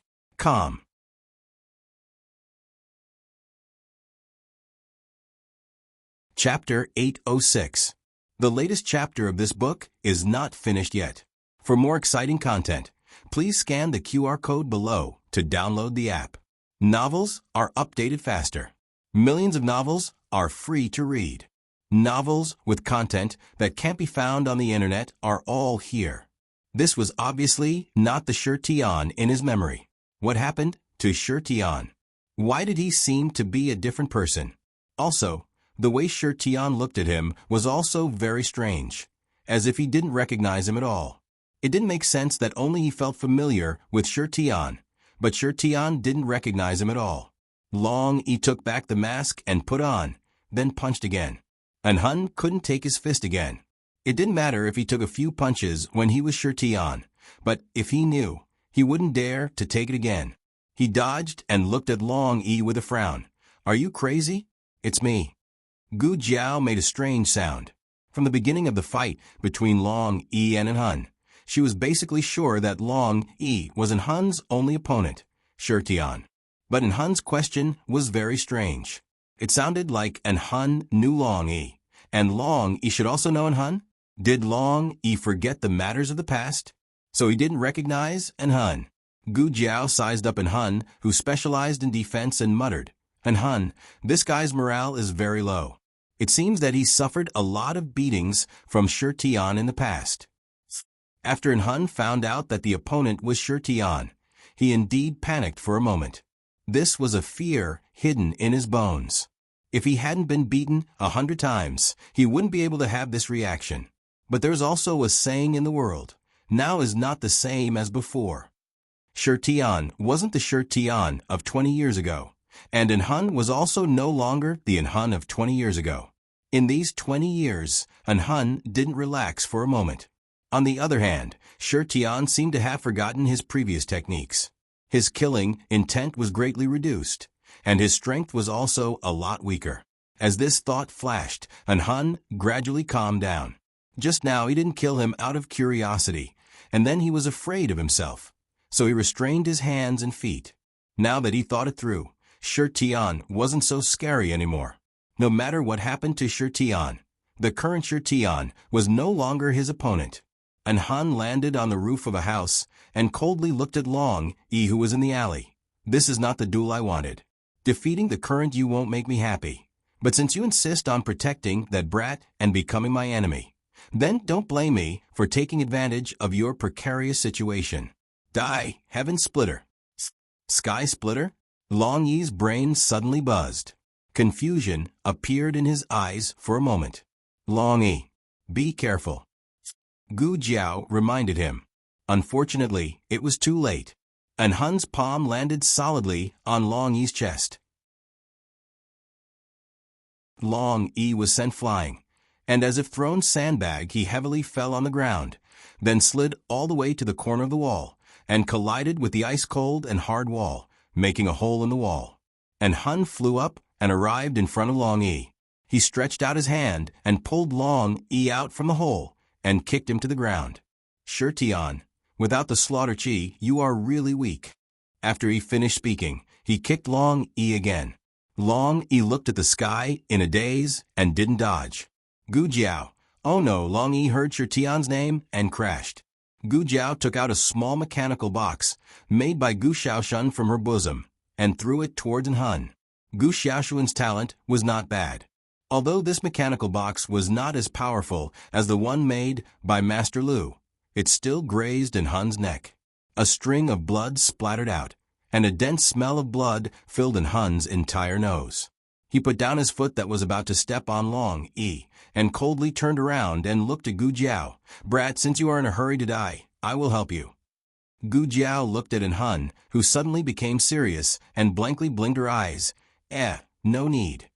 An Hun pushed his qing gong to the extreme, and his black robe fluttered in the night wind.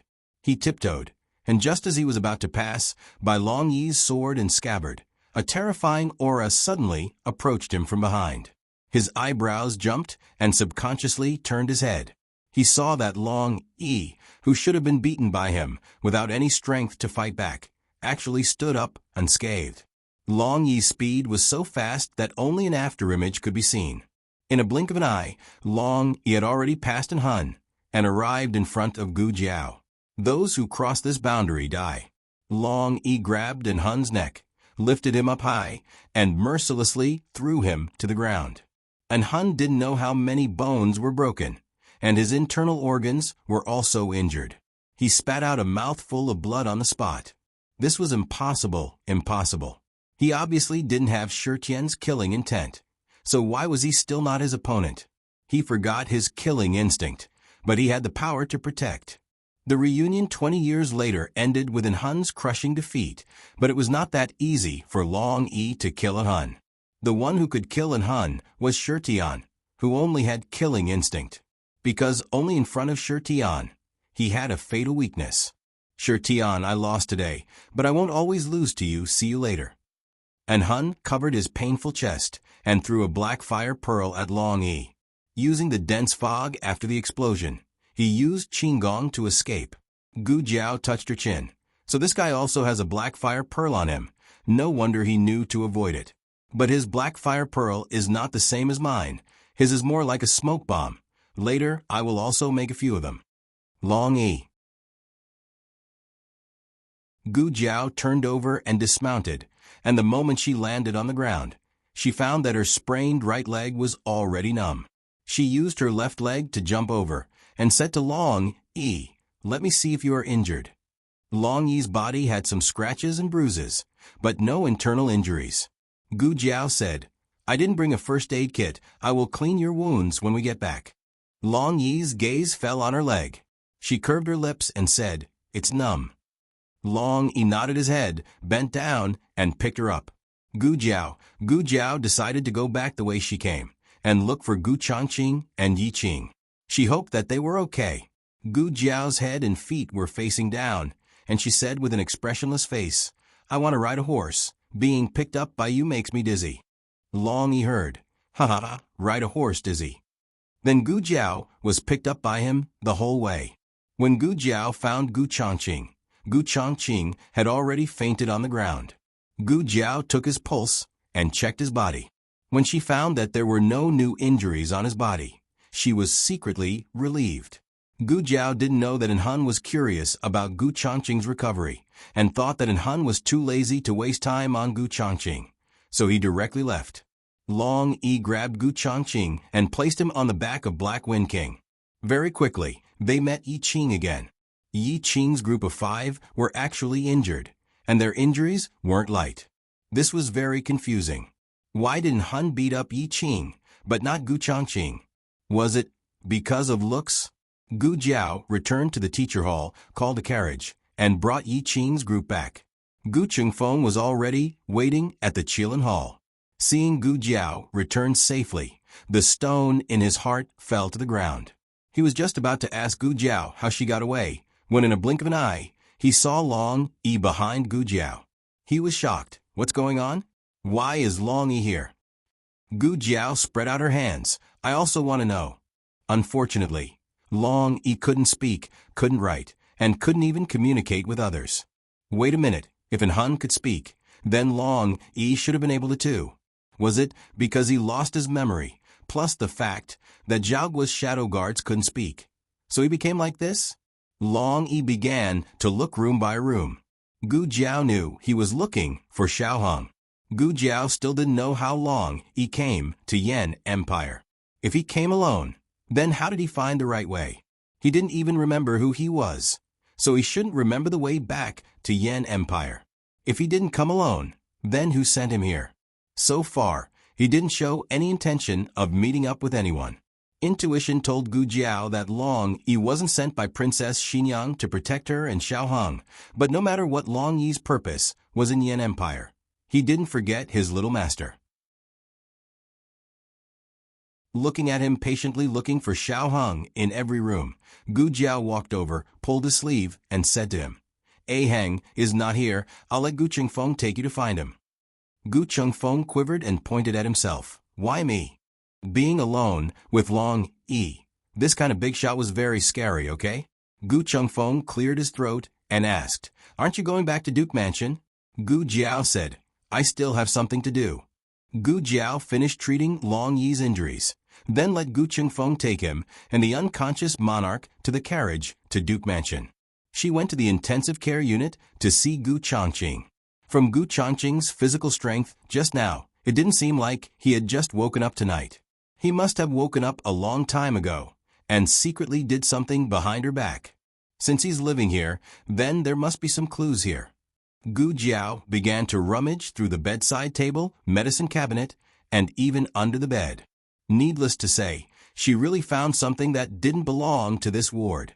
Gu Jiao took out a small box hidden in the bedside table, opened it, and found some strange bottles and a few yellowing books inside. Gu Jiao looked and frowned. Introduction to Death Soldiers, Secrets to Success for Death Soldiers, 10 Days to Teach You to Become a Qualified Death Soldier, Self-Cultivation for Death Soldiers. What kind of nonsense is this? Just at this moment, Lord Imperial Tutor walked in. Gu Jiao casually picked up a book and waved it, indifferently looking at him. Lord Imperial Tutor was caught red-handed, lightly coughed, and said, "I can explain. The latest chapter of this book is not finished. For more exciting content, please scan the QR code below to download the app. Novels are updated even faster. Millions of novels are free to read. Novels with connotations that can't be found online are all here. https://www.zhbqg.com/89642_896422826/106133264. HTML Genius will remember this site's address in 1 second. www.zhbqg.com Biku Go mobile reading website. zhbqg.com.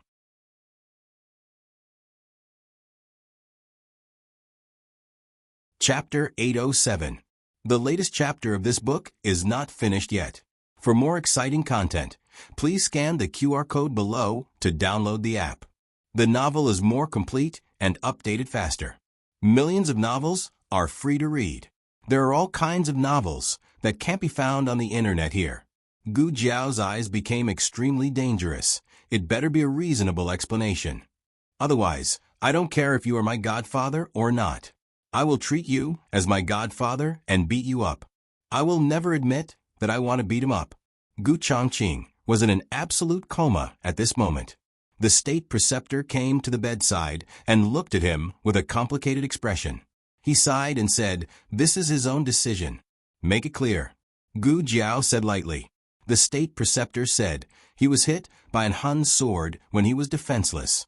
His foundation was destroyed, his dantian was damaged, and countless veins were broken. You are a doctor. You should understand that he is basically a cripple at this point. Gu Jiao didn't refute this point.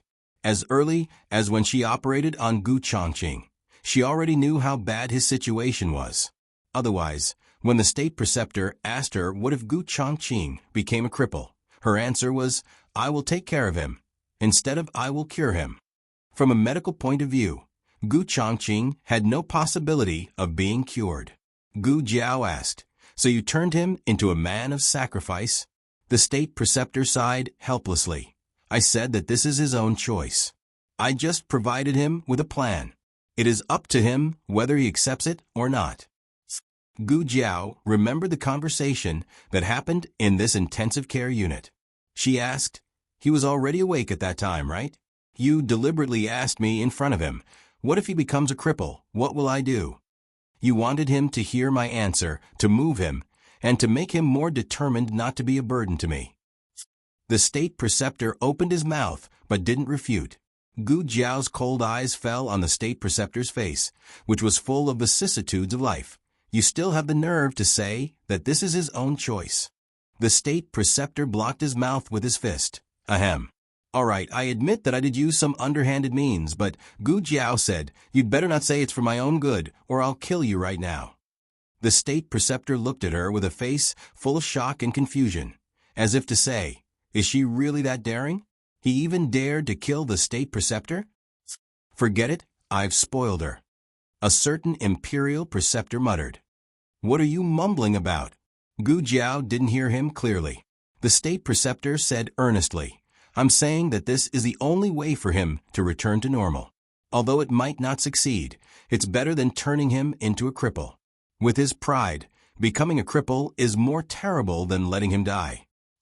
Gu Jiao thought of the dream she had in Zhao country. During the battle at the border, the remnants of the previous dynasty had colluded with the Chun country's army and turned Gu Chongqing into a cripple, making him wish he was dead for the rest of his life. The state preceptor continued, so I told him that if he doesn't want to become a cripple, there's only one way. With the help of medicine, he can become a death warrior. Death warriors are originally established after death. There's a similar precedent in the state preceptor hall, but the premise is to take a poison that has no antidote. Gu Jiao paused. Is it the poison that fifth grandfather Han was poisoned with? The state preceptor nodded. That's right. That kind of poison has a 90% chance of death. If he survives it, he will have the qualification to become a death warrior. Shi Tian and An also became death warriors because they were poisoned with this kind of poison. The probability of surviving after being poisoned with this kind of poison was not high, and those who survived all became death warriors except for fifth grandfather Han. Whether being poisoned and becoming a death warrior was inevitable, no one knew the answer until now.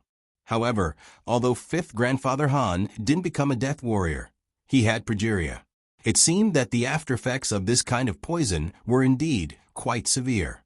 The state preceptor said that kind of poison is very strange. Most people can't survive it, and once they do, they will become abnormally strong. I call it screening. Gu Jiao frowned slightly. Screening? The state preceptor took a deep look at Gu Jiao and said, it's a kind of survival of the fittest in genes. Gu Jiao was thinking with her eyes down. She didn't notice the state preceptor's eyes looking at her. When she raised her eyes to look at the state preceptor, there was no emotion in the state preceptor's eyes. Where does this poison come from? She asked. The state preceptor said, it's the juice from the roots of a kind of purple grass, but it's very difficult to find that kind of purple grass now. It's a pity. If there is, maybe I can bring it back to study. Gu Jiao said again, then where did the poison you gave to Gu Chongqing come from? The state preceptor said helplessly, there's only one bottle left, and I gave it all to them.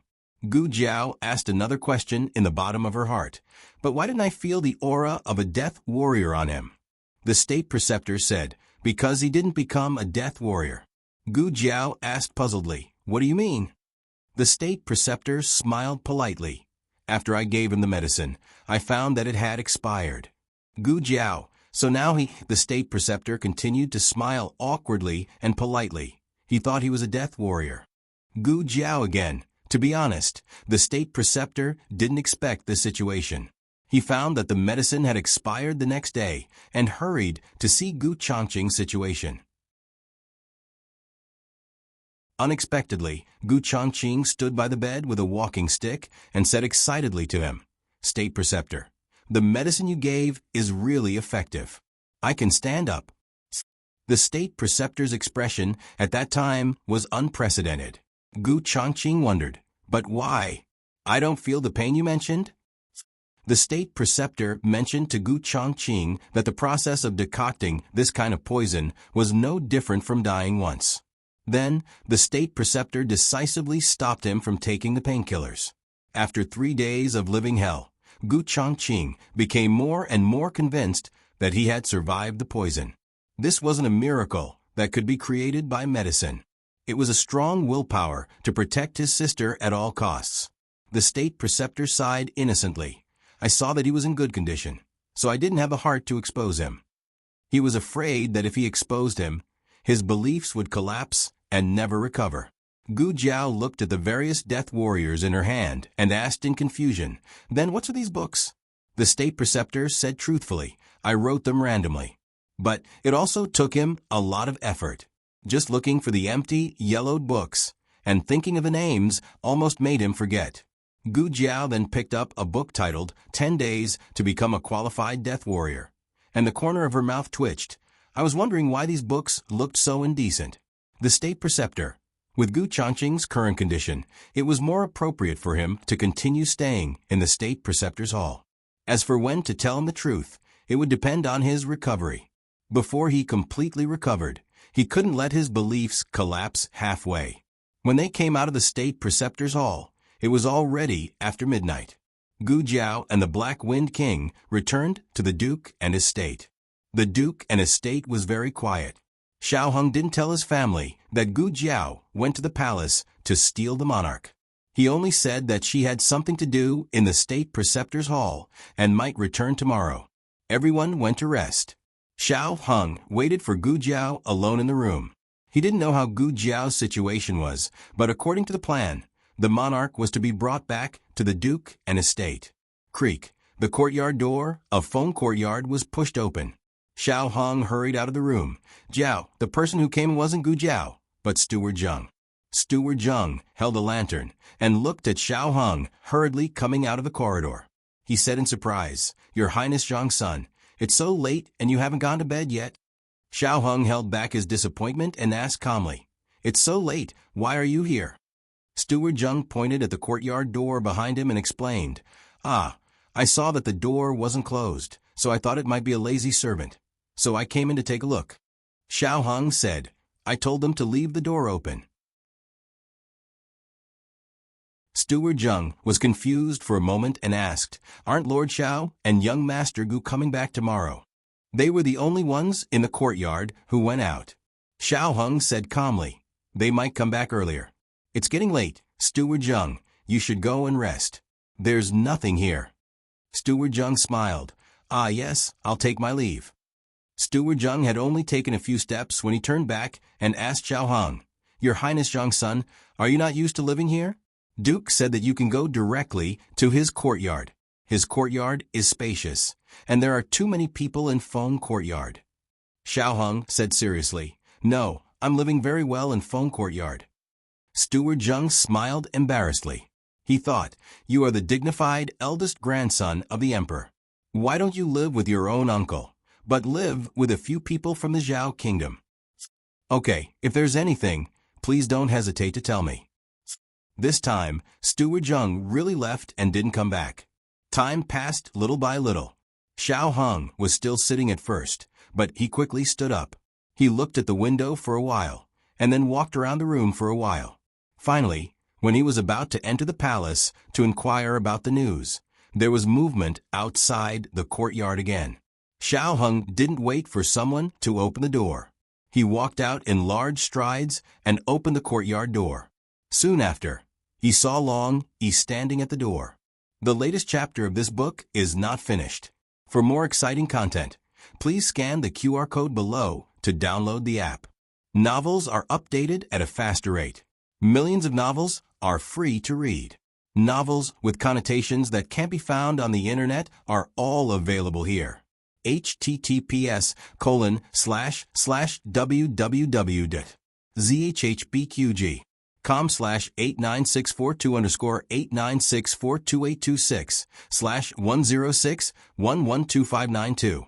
HTML Genius remembers this website's address in 1 second. www.zhbqg.com Biku Go mobile reading website. zhbqg.com.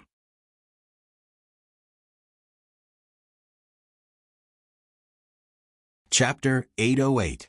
The latest chapter of this book is not finished yet. For more wonderful content, please scan the QR code below to download the app. Novels are updated even faster. Millions of novels are free to read. Novels with connotations that can't be found on the internet are all here. Xiao Heng was suddenly startled. Seeing his little master was startled. Long Yi was also startled. Even the width of his mouth was synchronized with his little master's. Xiao Hung blinked his eyes in confusion and raised his hand. He closed the door. He opened the door again. Long Yi was still here. It wasn't a dream. Long Yi really came. Long Peng. Before Xiao Hung could finish speaking, Long Yi pulled the door over and closed it. Soon after, Long Yi opened the door again. Xiao Hung didn't know whether to laugh or cry. He was already 20 years old. He was no longer that little troublemaker who clamored for Long Yi to play with him every day. But everyone had changed. Only Long Yi hadn't changed. Xiao Hang's nose suddenly became somewhat sour.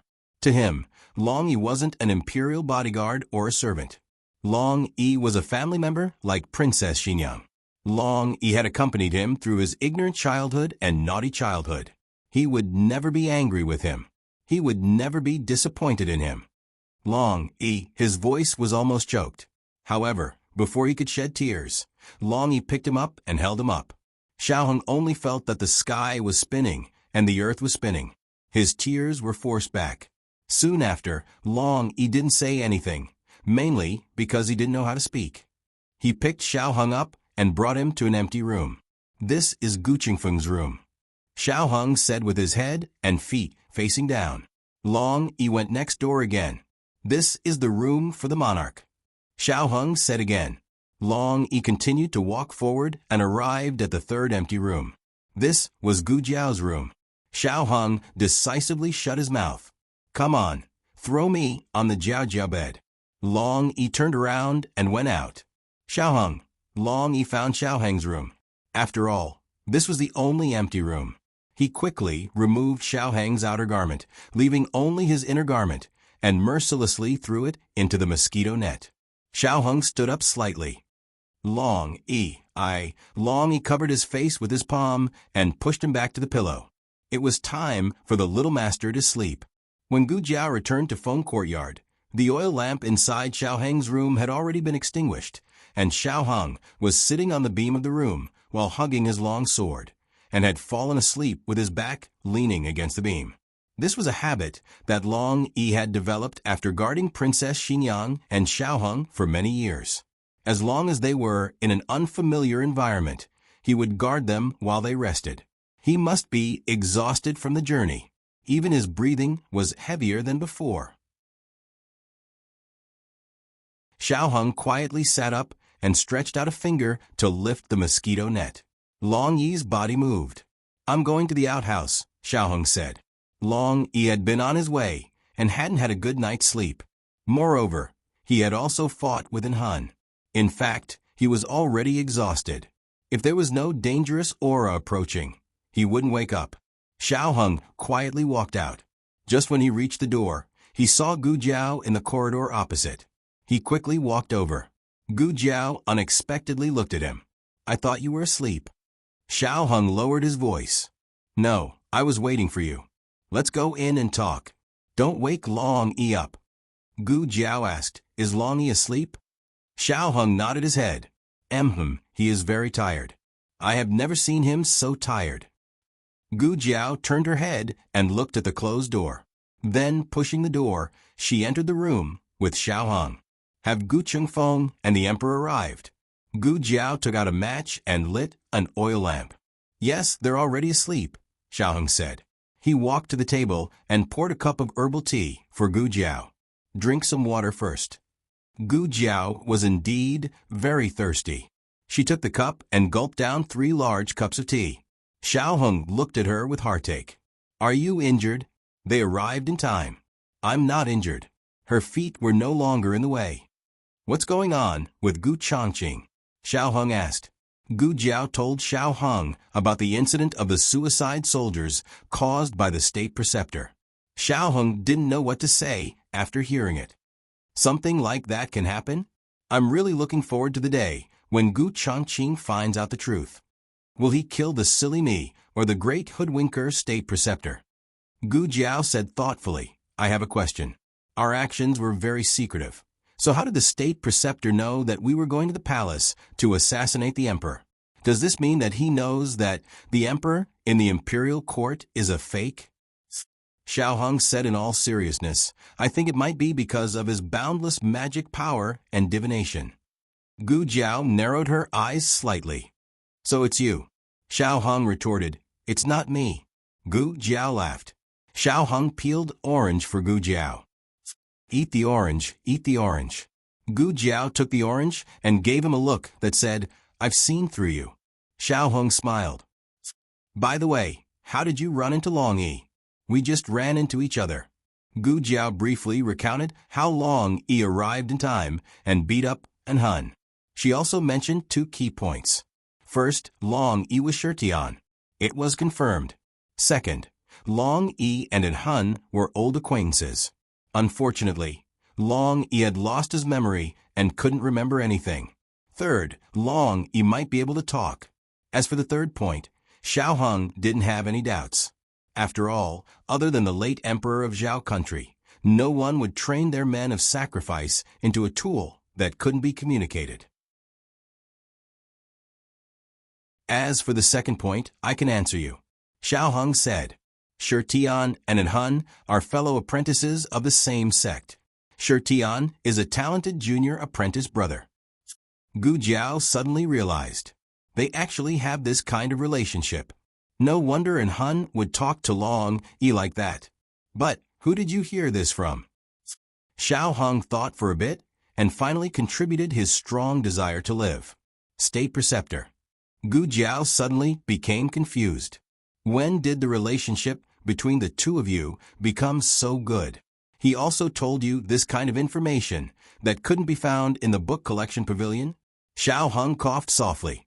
It's Xiao Qing. State preceptor and Xiao Qing have a good relationship. He relied on Xiao Qing's good fortune. Speaking of which, Xiao Qing went out to travel for so long. Isn't your mother worried? Xiao Hong smiled. When he was 6 years old, he took the imperial bodyguards to travel Jianghu. He won't suffer losses outside. Gu Jiao asked, what were you doing when you were 6 years old? Xiao Hong spread out his hands. Every day, I was at my mother's side. I wasn't allowed to leave her side. Every day, other than reciting poems, I was practicing calligraphy. Gu Jiao touched her chin. The way 2 people raise their children is really poles apart. Then, do you envy Xiao Qing? Do you want to be like Xiao Qing, not being forced to study or practice calligraphy? Instead, you can live every day freely and happily? No. Xiao Hong said. Why? Gu Jiao asked. Xiao Hong held her soft hand and deeply stared into her eyes. Because if I grew up in Yin country, I wouldn't have met you. Cold Palace. An Hun returned to the east courtyard with blood all over his body. Han Shi came out of the room and was shocked by his appearance. How did you become like this? Where's His Majesty? An Hun said faintly, he was taken away by someone. Han Shi frowned. Didn't I ask you to get him back? An Hun's face turned ugly. Do you think I let them go on purpose? Han Shi choked. An Hun was her aide, not her servant. She should treat him with respect. She softened her tone and said, you're seriously injured. I'll ask someone to find an imperial doctor. Her attitude softened. An Hun's attitude was naturally not so aggressive. An Hun waved his hand. No need. I'll heal myself. Han Shi asked again, what happened? Who hurt you like this? An Hun was not in a hurry to answer Han Shi's question. Instead, he asked, who is that Xiao Lulang? Han Shi realized something and asked, was he the one who did it tonight? You, answer me first. An Hun said. Han Shi frowned. He is from Zhao Kingdom. He entered Qinqiang Academy with Xiao Liulang's identity. Now, he is the adopted son of Ngugong. We haven't found out his specific identity yet. An Hun thought of what happened tonight, and his chest began to ache. You'd better check it quickly. If you can't find it in Yin Kingdom, send someone to Zhao Kingdom. This kid is strange. Han Shi agreed. He is indeed strange. He is so young, but he can kill Nangong Li and defeat Han Ci to take away the Black Wind Camp. He may be Shangguan Yan's chess piece. An Hun coldly snorted. Shangguan Yan doesn't have this ability. What? Does this Xiao Lulang have a big background? Even the royal princess of Shang Kingdom can't control him? And Han coldly said, It's not his background, it's my junior brother. Han Shi thoughtfully said, I heard you mention your junior brother. You said he was very powerful and was your only opponent in the world. But isn't he dead? And Han's eyes were malicious. I also thought he was dead, but I saw him again tonight. He was with Xiao Lulang. So he was the one who seriously injured you. Han Shi couldn't believe it. She even had a trace of disappointment in her heart. She always thought that Han was the #1 master of the 6 countries. And Han glanced at Han Shi and coldly snorted. I underestimated him this time. Next time, I will kill him with my own hands. Junior brother, oh junior brother, do you know that you went to Zhao Kingdom with a mission? Not only did you not complete the mission, you even forgot who you are. Since that's the case, don't blame me for cleaning up the sect for my master. Digression, it's the end of the month. The latest chapter of this book is not finished yet. For more exciting content, please scan the QR code below to download the app. Novels are updated faster. Millions of novels are free to read. Novels with content that can't be found on the internet are available here.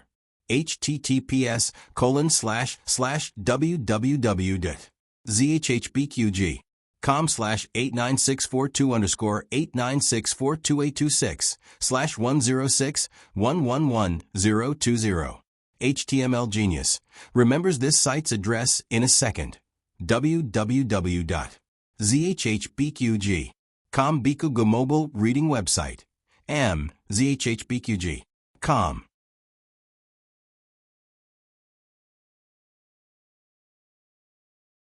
Chapter 809. The latest chapter of the book is not finished yet. For more exciting content, please scan the QR code below to download the app. The novel is updated faster. Millions of novels are free to read. There are all kinds of novels that can't be found on the internet. After a long and torturous night, the last person in Fang's courtyard who was awake fell into a deep sleep. The crescent moon climbed out of the clouds and echoed with the stars. The hot summer was coming to an end, and even the noisy cicadas were much weaker. This time, everyone slept soundly. The next day, the sun rose from the east, and Shengdo woke up in the morning light.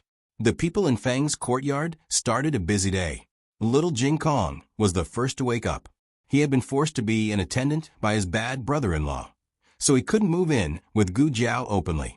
Therefore, he would show his anger every morning to express his strong dissatisfaction.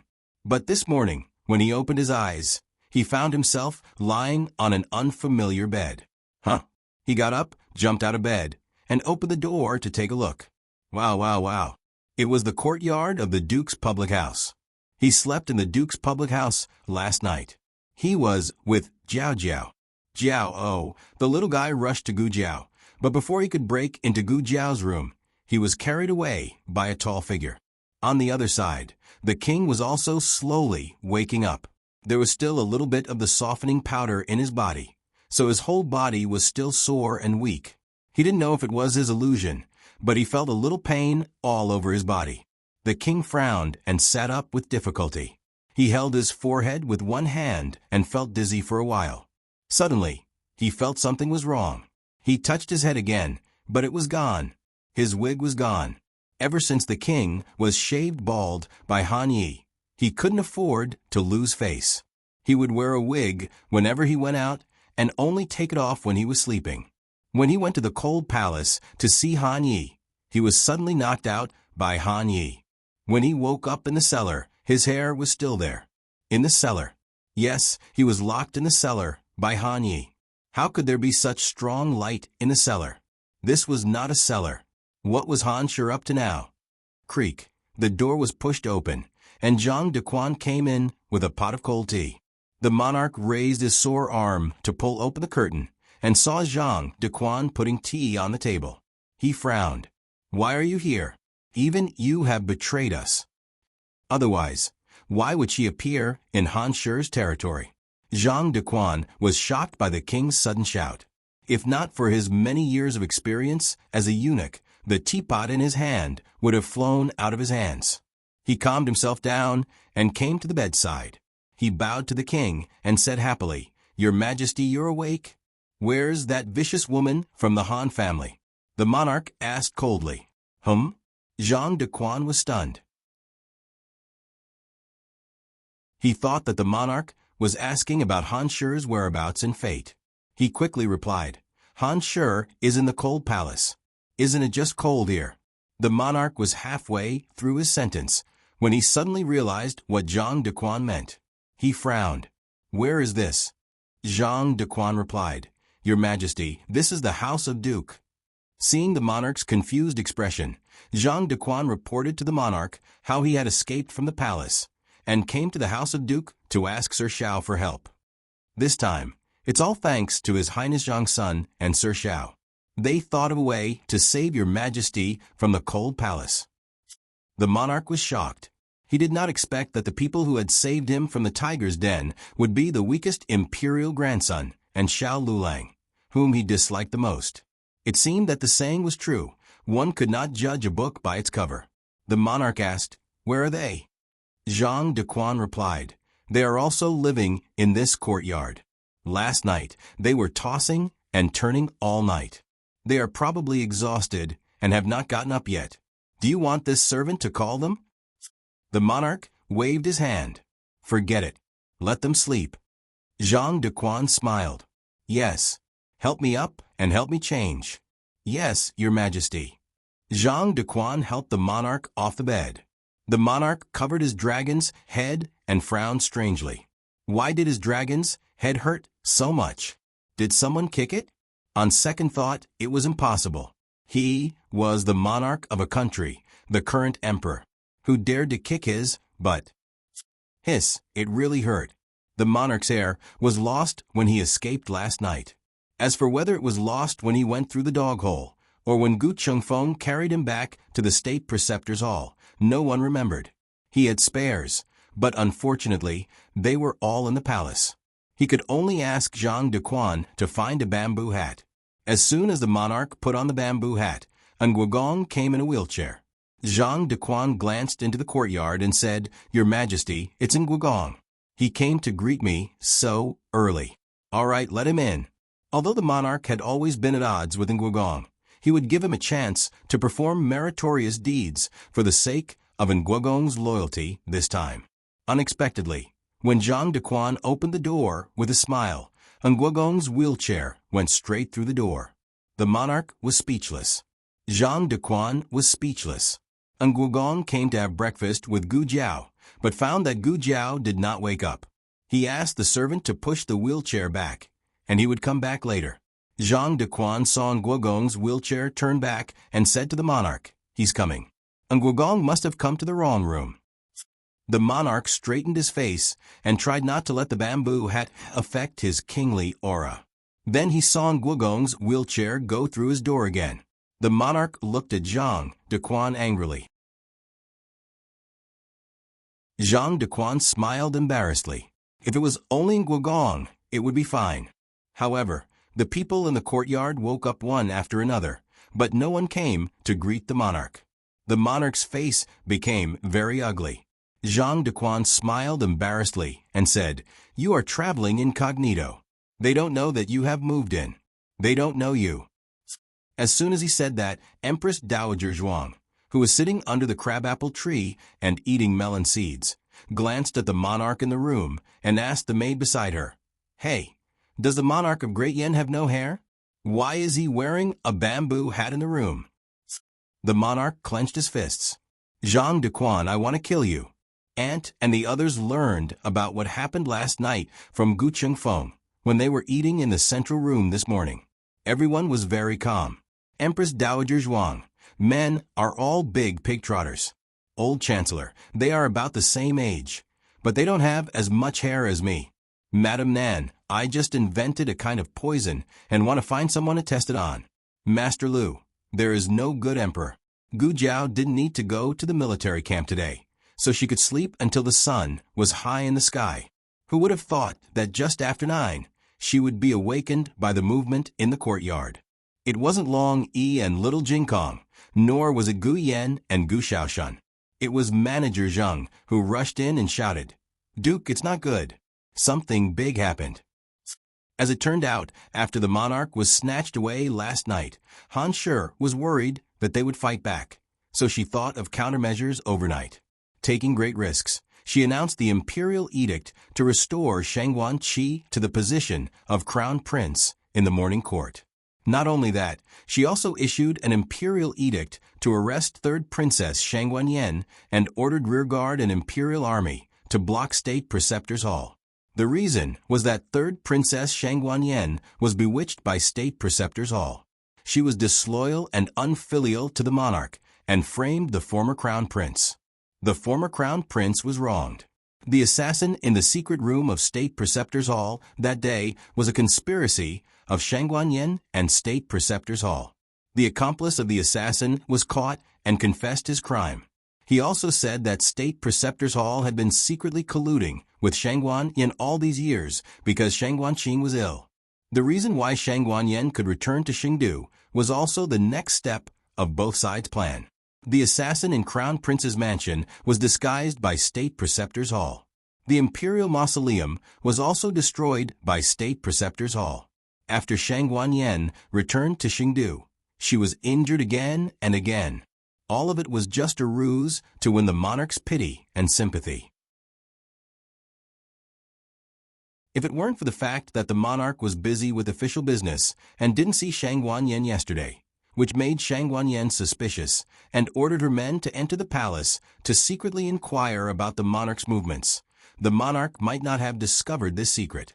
And the most important thing was, according to the confession of that man, Shangguan Yan still had a hidden card in her hand that no one knew. This hidden card was Shangguan Yan's biggest secret. Even he, a close man, didn't know about it.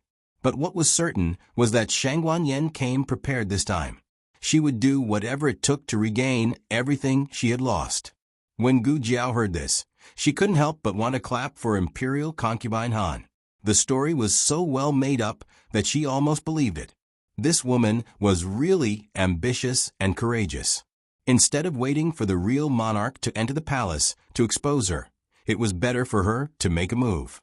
In this way, even if the real monarch returned to the palace, she could say, "Shangguan Yan, is this your hidden card? For the throne, you actually found someone to pretend to be the monarch?" The smartest step in the whole plan was not to expose Shangguan Yan's ambition, but to make the state preceptor hall no longer clean. Originally, the state preceptor hall was the most valued existence by the monarch. The state preceptor was the most qualified person to identify the real and fake monarch. But now, the state preceptor hall had become Shangguan Yan's accomplice in plotting a rebellion. How much credibility did his words have?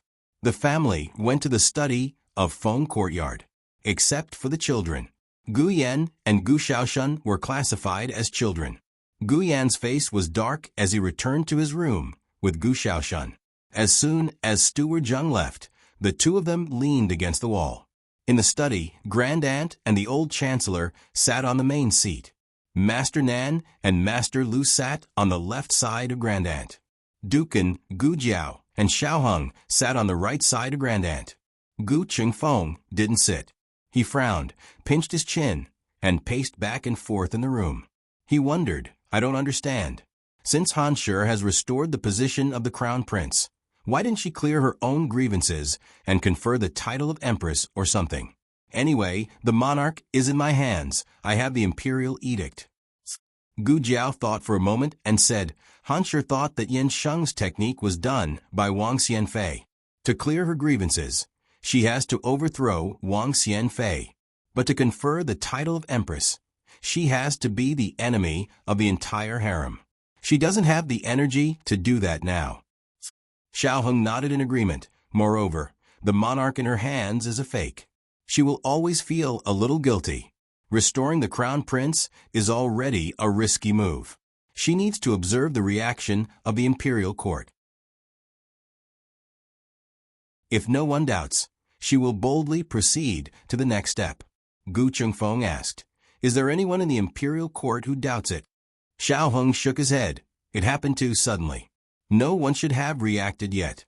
after returning and closing the door, perhaps someone will be able to sense that something is wrong. It's just that the monarch has always been temperamental. No one dares to object to any absurd decision he makes. Gu Chengfeng felt that his brain wasn't enough. Since it's like this, why is Han Shi still so careful? She should have just let the fake monarch kill us all. Xiao Heng said, because we have the real monarch in our hands. This is always a threat to Han Shi. Her actions today are not only to test the court officials, but also to test us. She wants to see what we will do. Gu Chengfeng made an O sound and seemed to understand. Then what should we do? Master Lu made a hand chop. Charge into the palace. Kill the fake monarch. Xiao Heng shook his head again. We can't kill him. Now that things have reached this point, it was impossible for Han Shi not to take precautions. The Imperial Guards and the rearguard commandery must have been waiting for a long time. Even if they had an expert like Long Yi, it was impossible to destroy an entire army. Han Shi was waiting for them to walk right into the trap. Master Lu scratched his head. We can't kill him. Could it be that we have to confront him in court? But who would believe that the monarch in our hands is real? It's not that I want to say this, but the reputation of the third princess is indeed not very good. The crown prince is so cunning. He does evil in the dark and acts hypocritically. He is highly respected among the people. On the other hand, the third princess is a habitual rebel. No matter how you look at it, the monarch she brought is more likely to be fake. Han Shi's move was indeed too direct. There was almost no place to attack. Gu Chengfeng said unhappily, if the Xianyuan family was still here, why would it be so troublesome? They would have directly led the Xianyuan army into the palace, captured the fake monarch, and beheaded him in public. In the end, it's all the monarch's fault. He didn't use the loyal Xianyuan family and had to support the Han family, Nangong family, and this family. In the end, when something happened, I want to see which of the 11 great families will stand out to help him. Who would believe him? In the corridor near the door, the monarch's face alternated between green and red. Zhang Dequan didn't even dare to breathe loudly. He didn't expect to hear such rebellious words. Although it was all true, it was also because of this that every word hit his heart. If the Xianyuan family was still standing in Chengdu, how could there be such evildoers? Xianyuan Li dared to do things that others didn't dare to do. Xianyuan Li dared to bear the crime that others didn't dare to bear. Xianyuan Li definitely wouldn't mistake him. As long as he said something, Xianyuan Li would believe him. In the end, he had destroyed his most solid shield. Your Majesty, Zhang Dequan opened his mouth and called out softly, but he didn't know how to comfort his Majesty. The monarch didn't say a word. He slowly turned around and silently returned to his room. Zhang Dequan looked at the monarch's back. When he was betrayed by his own flesh and blood, His Majesty had never been so dispirited. But when he remembered the Xianyuan family, His Majesty seemed to have changed a lot. The only Xianyuan family that could protect you was killed by you. Your Majesty, do you regret it? In the study, Gu Chengfeng was still passionately scolding the Yan monarch for being blind and suffering the consequences of his own actions. Grand Aunt nibbled on a melon seed and said faintly, "Okay, he's gone. Stop talking, it's so noisy." Gone? Gu Chengfeng sat down on the stool and let out a long sigh, talking so much, I'm so tired. Digression, it's the last day of the month. Don't waste the monthly ticket. The latest chapter of this book isn't finished yet. For more exciting content, please scan the QR code below to download the app. Novels are updated even faster. Millions of novels are free to read. Novels with connotations that can't be found online are all available here. https://www.zhpqg.com/89642_8964226/1060895051. HTML Genius remembers the website address in 1 second. www.zhpqg.com Biku Mobile Reading Website. zhpqg.com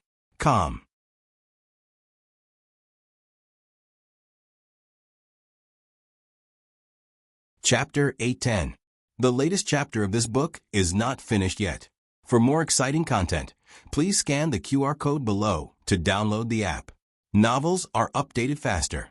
Millions of novels are free to read. Novels with connotations that can't be found on the internet are all available here. Although it was deliberately said to the Emperor of Yen Dynasty, the content of the matter was all true.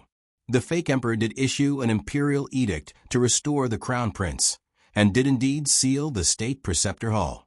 He wanted to investigate the state preceptor hall and Shangguan Yen, who was recuperating in the state preceptor hall.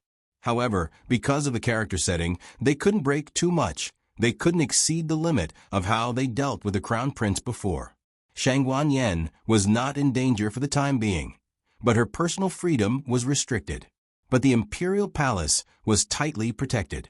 They couldn't assassinate the fake emperor, nor could they lead any army to clean up the emperor's side. These were all facts. Gu Chengfeng poured himself a cup of tea, gulped down a few mouthfuls, and said, "Then what should we do next? The crown prince has been restored.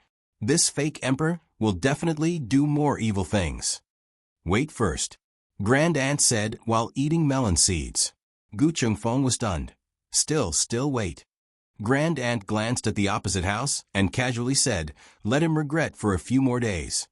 When such a thing happened, the most anxious one was not them, but the Emperor of Yen Dynasty.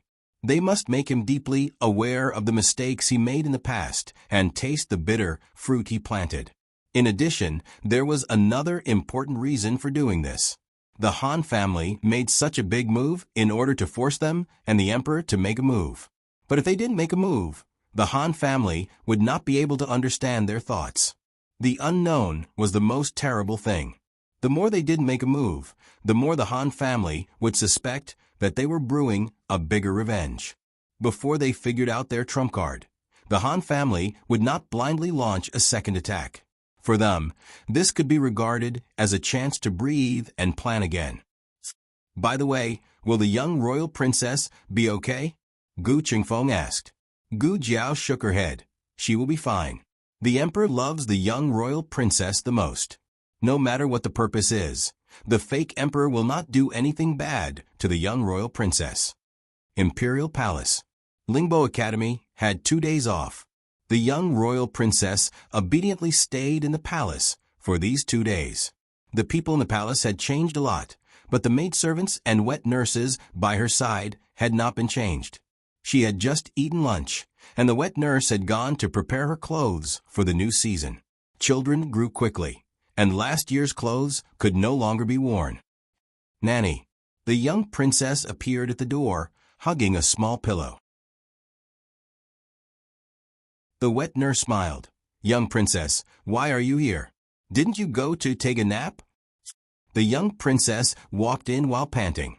She hugged a small pillow and looked at her. "Can I sleep here?" The wet nurse was stunned for a moment before she smiled and said, "That's fine, but why does the young princess want to sleep here?" The young princess clumsily climbed onto the bed and placed her small pillow next to the wet nurse's pillow. She lowered her small head and said, "I don't want to sleep with Uncle. He's a bad person." The wet nurse jumped in fright and hastily walked to the door. She looked outside and closed the door. She returned to the bedside and sat down. She said in a low voice, "Xiao Junju, you can't speak carelessly like that. His Majesty loves you the most. You can't say that about His Majesty." The young princess said, "He's not my uncle." The wet nurse's face turned pale. "Princess." The young princess was sleepy. She laid her small body on the pillow and fell asleep. The wet nurse looked at the sleeping figure of the young princess and broke out in cold sweat. She covered the young princess with a thin blanket and walked out of the room quietly. Chief Steward Yu had been waiting outside for a long time. She was not surprised. She calmly bowed and said, "Eunuch Yu." Chief Steward Yu asked indifferently, "What did the young princess say?" The wet nurse respectfully replied, "The young princess said that she doesn't want to sleep with His Majesty. His Majesty is a bad person. She also said that His Majesty is not her uncle." Chief Steward Yu smiled brightly. "What do you think?" The wet nurse smiled and said, I think His Majesty has been busy with official business recently and neglected her. When a child's temper flares up, she doesn't even recognize her parents, let alone her uncle. Speaking of which, the young princess has been spoiled by His Majesty. Other children wouldn't dare to be angry with His Majesty. Chief Steward Yu smiled with satisfaction. It's good that Lou Mama understands. The wet nurse said, Eunuch, please don't worry. I am loyal to you. Chief Steward Yu said, Zhang Dequan has no ability. He can't even give you a decent official position. I am different. You can work under me with peace of mind. In the future, you will benefit a lot. The wet nurse bowed gratefully and said, This servant will remember this. Eunuch, the young princess has a bad temper. When she makes a fuss, there will be no end to it. I am afraid that she will offend His Majesty. Why don't you let her rest at my place for the next 2 days? Chief Steward Yu said, That's good. His Majesty has been busy with official business recently and has no time to take care of the young princess. However, I will say the ugly words first. I will leave the young princess to you. You have to serve her carefully and don't cause any trouble. Otherwise, you know my methods. The wet nurse said in fear and trepidation, I will not let you down. Chief Steward Yu nodded and left with satisfaction. The wet nurse returned to the house and looked lovingly at the young princess, who was safe and sound. She sighed in relief. The Imperial Preceptor Hall was blocked by the Imperial Guards. Not a single disciple of the Imperial Preceptor Hall could leave. Yui brought several junior brothers to the entrance of the Imperial Preceptor Hall. He looked at the Imperial Guards and said, Who gave you the right to block the Imperial Preceptor Hall? This kind of thing should have been handled by the eldest disciple, Yi Qing. However, Yi Qing was seriously injured and was recuperating in the purple bamboo forest. The leader of the Imperial Guard spread out the Imperial Edict in his hand and said arrogantly, Open your dog eyes and see what this is. Yui opened his eyes in disbelief. How could it be? The Imperial Guard raised his eyebrows and said, Your Imperial Preceptor Hall colluded with a third princess to plot against us. We are also under the Imperial Edict to investigate. If you have any dissatisfaction, go and report it to the Imperial Court. A young disciple said angrily, Then you should give us a chance to report it. Why are you guarding the door and not letting us out? The Imperial Guard said, This is an Imperial Edict. You. The young disciple was angry. Yui stopped his junior brother and looked coldly at the Imperial Guard. He said, Forget it, let's go. The young disciple asked in a low voice, Senior brother did Master really collude with the third princess? Yui stopped and looked at his junior brothers with a frown. He said seriously, You have to believe in Master. Master will never do anything bad to the Imperial Court. In the purple bamboo forest, in a bright and spacious central room, the Imperial Preceptor and an old man with a white beard were sitting opposite each other and playing chess. The old man was none other than the chess sage of the 6 kingdoms, Mr. Meng. Mr. Meng put down a white chess piece. Sigh, I came at a bad time. Even I can't get out. The Imperial Preceptor smiled faintly and put down a black chess piece. Isn't that good? Accompany me to play chess for 3 days and 3 nights. Mr. Meng snorted. That's too easy for you. The Imperial Preceptor smiled and continued to play chess. Mr. Meng asked calmly, Aren't you worried? Worried about what? The Imperial Preceptor asked. Mr. Meng said, I'm worried that the Imperial Preceptor Hall built by that person will be destroyed in your hands. The Imperial Preceptor's hand that was holding the chess piece paused. After a long time, he put down a chess piece. No, even if the Great Yen is destroyed, the Imperial Preceptor Hall will not be destroyed. At dusk, little Jinkong, who had been playing outside with Long Yi for a whole day, finally came back sweating. Gu Jiao was collecting medicinal herbs in the courtyard. He plunged into the bosom of Gu Jiao and said, Jiao Jiao, I'm so tired. Gu Jiao took a towel and wiped the sweat on his forehead. Then, do you want to go out with Long Yi next time? Little Jinkong. Yes. Gu Jiao found it funny. Little Jing Kong raised his little chin and proudly exposed his little neck. And here, Gu Jiao wiped his little neck. Thinking of something, little Jing Kong asked, "But Jiao Jiao, why is Long E in a daze?" Gu Jiao was slightly surprised. Little Jing Kong raised his hand and pointed at the roof.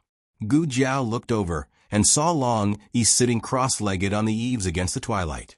His black hair was gently blown by the evening breeze, and his tall figure was illuminated by the setting sun, making him look lonely. He was holding that black jade thumb ring in his hand. Gu Jiao understood that he was thinking about who she was. In the dead of night, 1, 2, 3 heads popped out from the alley diagonally opposite the Crown Prince Mansion. The head at the bottom belonged to Gu Chingfeng. The head at the top belonged to Long E. Gu Jiao opened her eyes wide and looked at the imperial guards surrounding the Crown Prince Mansion. She blinked and said, "Oh, so many people." Gu Chingfeng had a headache. "Are you sure we can catch the Crown Prince under the eyes of so many imperial guards?" No matter how good the 3 of them were at fighting, they couldn't defeat an entire army. Gu Jiao said, "Who wants to enter the Crown Prince Mansion to catch him?"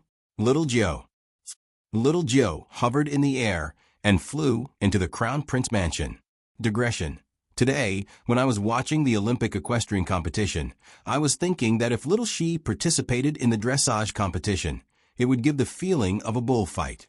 The latest chapter of this book is not finished yet. For more wonderful content, please scan the QR code below to download the app. Novels are updated faster and more complete. Millions of novels are free to read. Novels with connotations that you can't find on the internet are all available here. https://www.zhbqg.com/89642_8964286/106068783. HTML Genius remembered this website's address in a second. www.zhbqg.com Bikaj mobile reading website. zhbqg.com.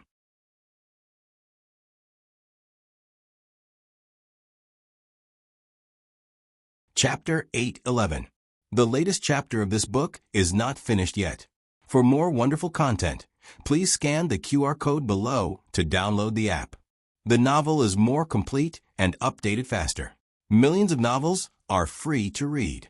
The novels that can't be found on the internet are all available here.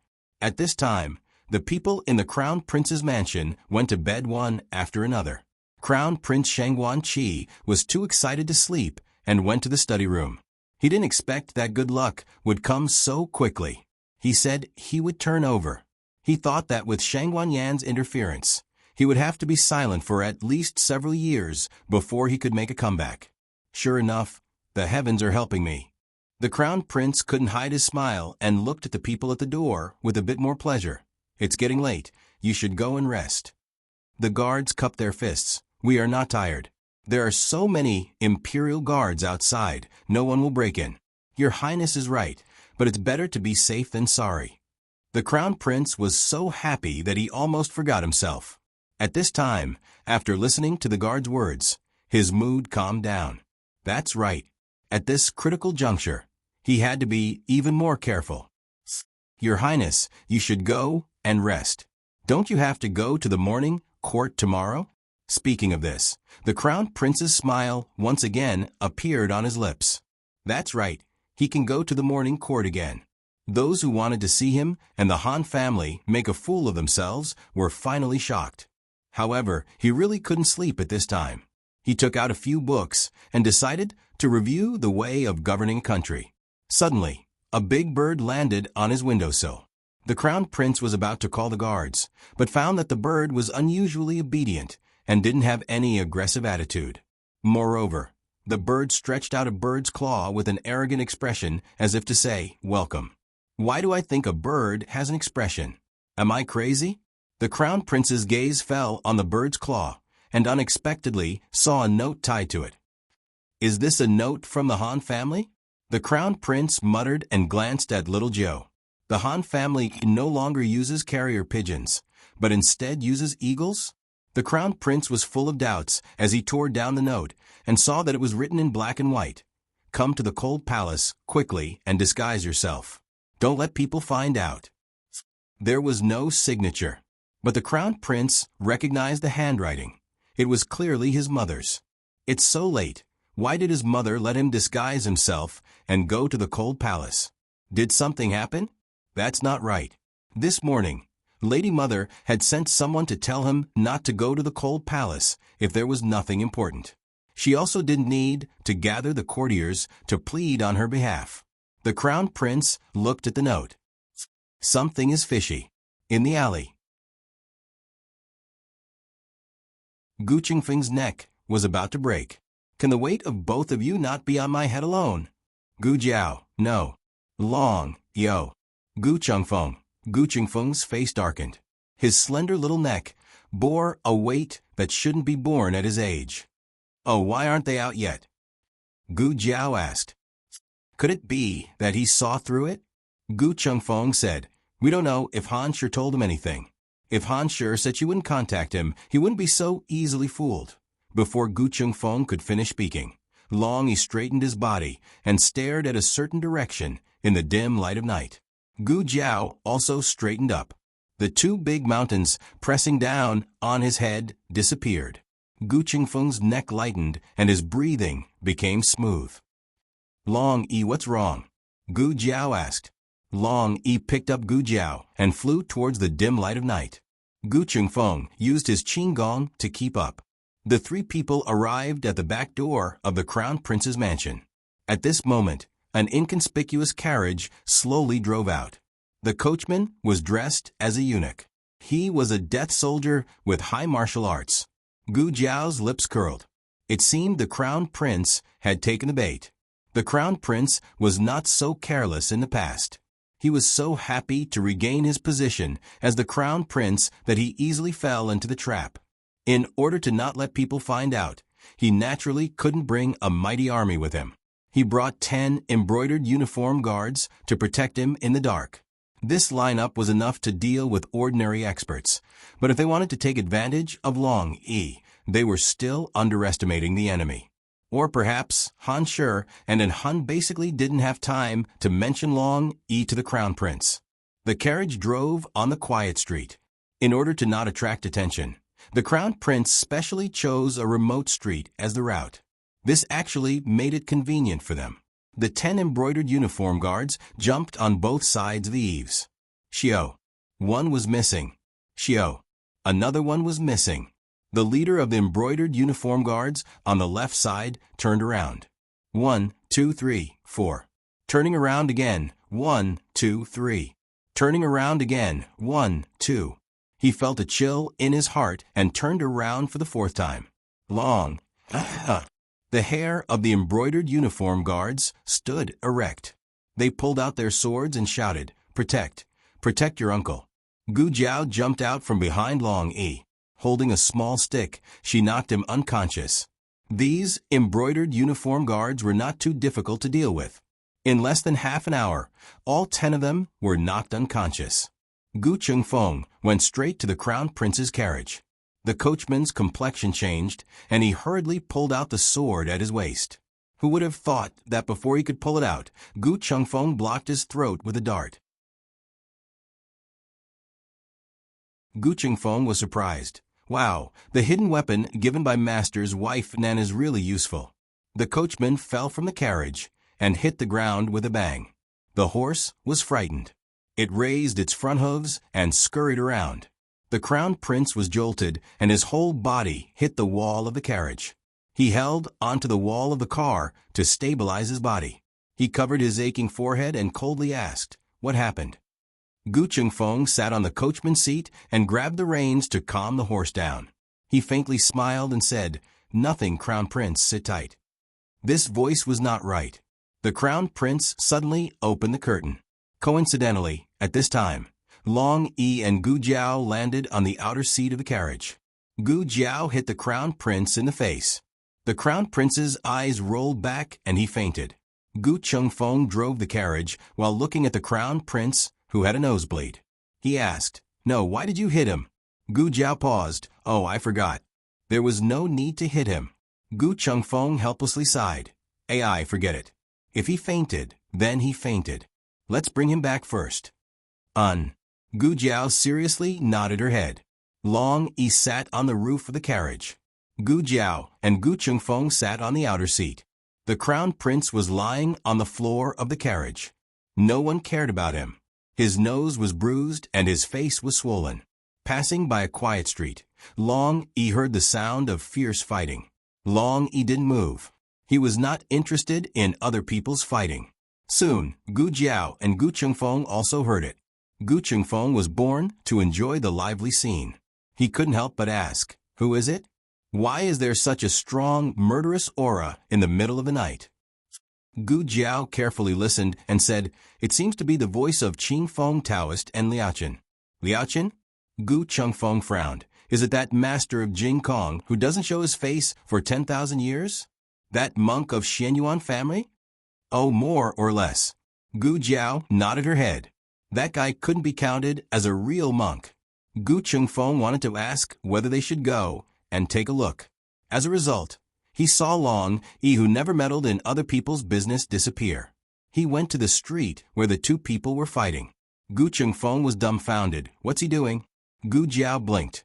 Oh no, he heard the master of Jingkong. He's going to help Liaochen. Taoist Qingfeng and Liaochen were in the middle of a fierce battle. Suddenly, a tall and powerful figure came from the sky. It was a Taoist priest with hair. It was a monk without hair. Long Yi found his target and threw a punch at Taoist Qingfeng. Taoist Qingfeng's eyes trembled. He hurriedly withdrew his killing move against Liaochen and jumped up, dodging Long Yi's attack. Long Yi's fist smashed into the stone pillar behind him, and several cracks appeared on it. Taoist Qingfeng stood on the roof and looked at the unexpected helper with a serious expression. He glanced at Liaochen and said, "I'll kill you next time." Then, he turned and disappeared into the night. Liaochen turned around and his eyes fell on Long Yi. Long Yi was tall and wore a mask with fangs. He carried a long sword on his back and looked fierce. But just now, this man of sacrifice had helped him. Liaochen said calmly, "I didn't need your help, but thank you anyway." "Oh really? If it wasn't for Long Yi, you would have been beaten up again." Gu Jiao jumped down from the carriage. Liaochen snorted. "I didn't kill him." This was the truth. Taoist Qingfeng really wanted to kill Liaochen. Liaochen only used a few killing moves when he was annoyed. Generally speaking, he didn't go hard on him.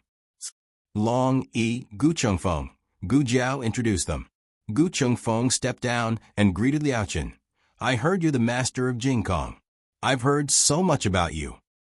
Liaochen smiled, his peach blossom eyes sparkling. "You're welcome." Gu Chengfeng was stunned. Was it good for a monk to look so seductive? Liaochen was more interested in Long Yi. Where did this man of sacrifice come from? He seems to be quite skilled. Gu Jiao said, "Why don't you guess?" Liaochen spread out his hands and sighed. "I can't guess." Gu Jiao crossed her arms. "Then guess slowly. I won't tell you." Liaochen clicked his tongue and said with a faint smile, "Girl, you're not honest." Pa. Long Yi's jade thumb ring fell to the ground. He didn't know what kind of craftsmanship this jade thumb ring was made of, but it didn't break so easily. Long Yi bent down and picked up the jade thumb ring. Liaochen's expression changed when he saw the jade thumb ring. He quickly stepped forward and reached out to grab the jade thumb ring in Long Yi's hand. Long Yi was a person with clear boundaries.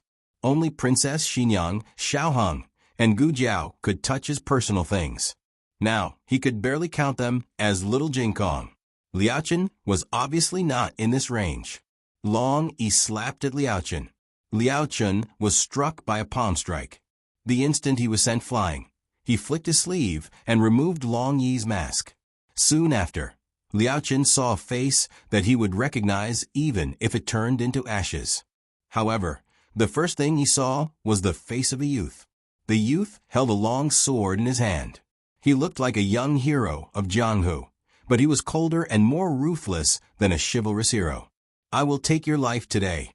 If you have any last words, you can say them now. If I can do it, I will do it for you. The youth's voice was clear and cold, without a trace of emotion. It seems I don't have a choice. I only have one request. Let my son go. He is only 8 years old. Please don't hurt him. Okay, I promise you. The youth agreed. Father, don't. Jung or go forward. Don't look back. Father. Father. Father, digression. A new month has begun. Looking for a guaranteed monthly vote, the latest chapter of this book is not finished yet. For more exciting content, please scan the QR code below to download the app. Novels are updated faster. Millions of novels are free to read. Novels with connotations that can't be found on the internet are all here. https://www.zhbqg.com/89642_8964286/106067195. HTML Genius 1 second. Remember the website address. www.zhbqg.com Bikuj mobile reading website. zhbqg.com.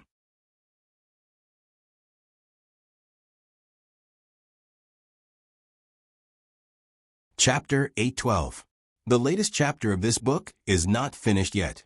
For more wonderful content, please scan the QR code below to download the app.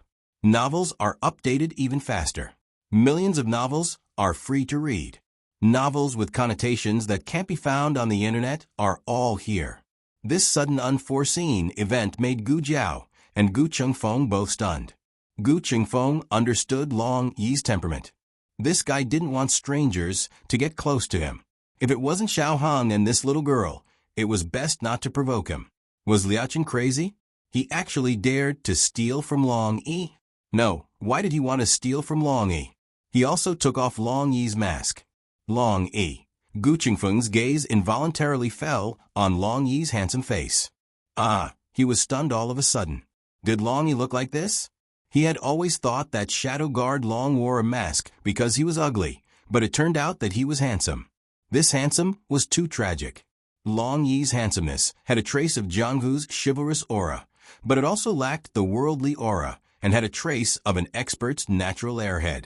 Gu Chengfeng looked at Long Yi and then looked at Liaochen. He couldn't help but mutter in his heart, "What's going on? Do all the experts nowadays rely on their faces? You're making me seem very ordinary." Gu Chengfeng's main point was completely off topic, mainly because he didn't think that the two of them could really fight. Okay, Master of Jing Kong, if you want to see Long Yi's things, you have to tell this little girl to go find Long Yi, understand? He used his hand to cover the other side of his mouth and whispered to Liaochen, "I'm telling you, Long Yi is a little stingy." However, Liaochen's mind had long since stopped hearing anything. His eyes were full of killing intent that even Gu Jiao had never seen before. Even when he was in the brocade guard of the Crown Prince's mansion, he had never been so murderous. Gu Jiao looked at Liaochen strangely. Liaochen stood up from the ground and stared straight at Long Yi. At this time, Long Yi had already put on his mask again. But what was the use of this? That face, he had already remembered it. "I'm going to kill you." He fiercely stomped his feet and flew up, attacking Long Yi's life gate. Gu Chengfeng's expression, "Hey, are you serious? Are you serious? Didn't Long Yi just push you? Was it necessary? You were the one who snatched his stuff first." One was his master from Jing Kong, and the other was Long Yi. It was really difficult to mediate between them. He would never admit that it was because his martial arts skills were too low that he could not persuade him. Liaochen's all-out attack actually forced Long Yi to retreat several steps. Liaochen really wanted to kill Long Yi, so he used all of his power. Under this obsession to kill Long Yi, he displayed an unimaginable strength. Long Yi didn't receive the order to kill Liaochen, so for the time being, he didn't have such a big killing intent. Liaochen closed in step by step. If this continued, both of them would be injured. "Stop." Gu Jiao rushed over. "Get out of the way." Liaochen glared angrily. With a flick of his sleeve, He sent out a wave of internal force, shaking Gu Jiao to the side. This attack didn't hurt Gu Jiao, but in Long Yi's eyes, it was Gu Jiao who was attacked. Long Yi's aura suddenly changed. When Liao Chun attacked him again, he didn't dodge. Instead, he met it with a punch. Fist and palm met, and a terrifying wave of internal force exploded on the street. Gu Qingfeng's feet moved, and the sand and stones that had been shattered by their internal force fell to the ground where he had been standing. Liao Chun spat out a mouthful of blood, and Long Yi was slightly injured. If this was a normal fight, Liao Chun wouldn't have been able to hurt Long Yi, but the huge hatred had stimulated all of his potential. He wanted to die with Long Yi. You two leave. He didn't want to hurt the innocent. Long Yi, let's go back, Gu Jiao said to Long Yi. Don't fight with him. Long Yi's murderous aura came and went quickly. If Gu Jiao said not to fight, then they wouldn't fight. Liao Chen's eyes were like torches as he looked at Long Yi's back. He's not allowed to leave. Liao Chen jumped up and used all of his internal force to form the momentum of a fierce tiger. High in the air, he fiercely slapped at Long Yi's back. Gu Jiao said not to fight. Just like when Xiao Hung played with him when he was a child, he really could stay still for 2 hours if he didn't move. Liao Chen's eyes flashed with surprise. This guy wasn't going to fight back? Was he going to take this hit? No matter how powerful an expert was, if they took this hit, their heart and lungs would be damaged. Long Yi didn't make a move. Liao Chen's palm was about to land on his back and injure his heart. Suddenly, a cute evil voice came from the end of the street. Master. Liao Chen's aura stagnated, and he fell from the air. He fell flat on his face. Little Jing Kong let go of Xiao Heng's hand and ran over. Jiao Jiao. Long Yi. After greeting the two, he turned around, squatted down, and grew a little mushroom beside his master. Master, why did you fall again? Liao Chun was facing down, and his hands were firmly grasping the ground. He gritted his teeth, and his whole body was trembling. How did I fall? You don't. You know. How I fell? Little monk, can't you live if you don't trick your master? You're an adult. Anyway, I don't have the strength to help you up.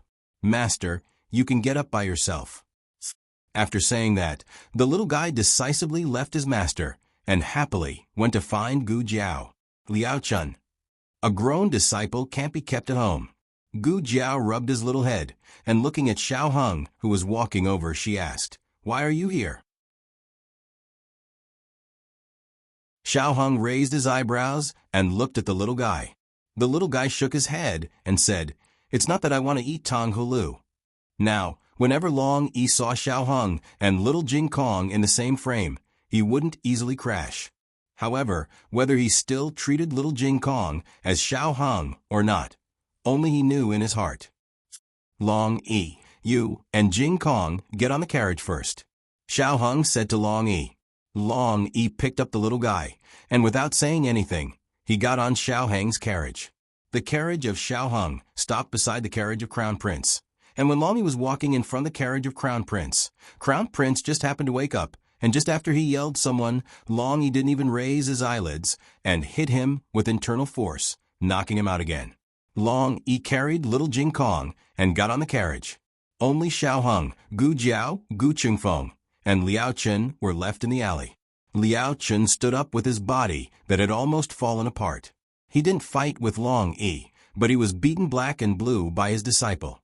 Where could he go to reason? He raised his hand to wipe the blood from the corner of his mouth and coldly looked at the 3 people in front of him. What is the relationship between you and that guy called Long Yi? Gu Jiao said seriously to Liao Chen, He's our friend.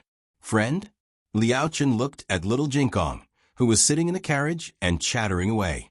Then he looked at the Dragon 1 brand humanoid receiver beside little Jing Kong. He clenched his fist and said, A person like him doesn't deserve to have friends. Xiao Hung frowned. Gu Jiao said, You seem to know Long Yi, and you know his past. Liao Chen said coldly, Of course I know him. Even if he turned into ashes, I would still know him.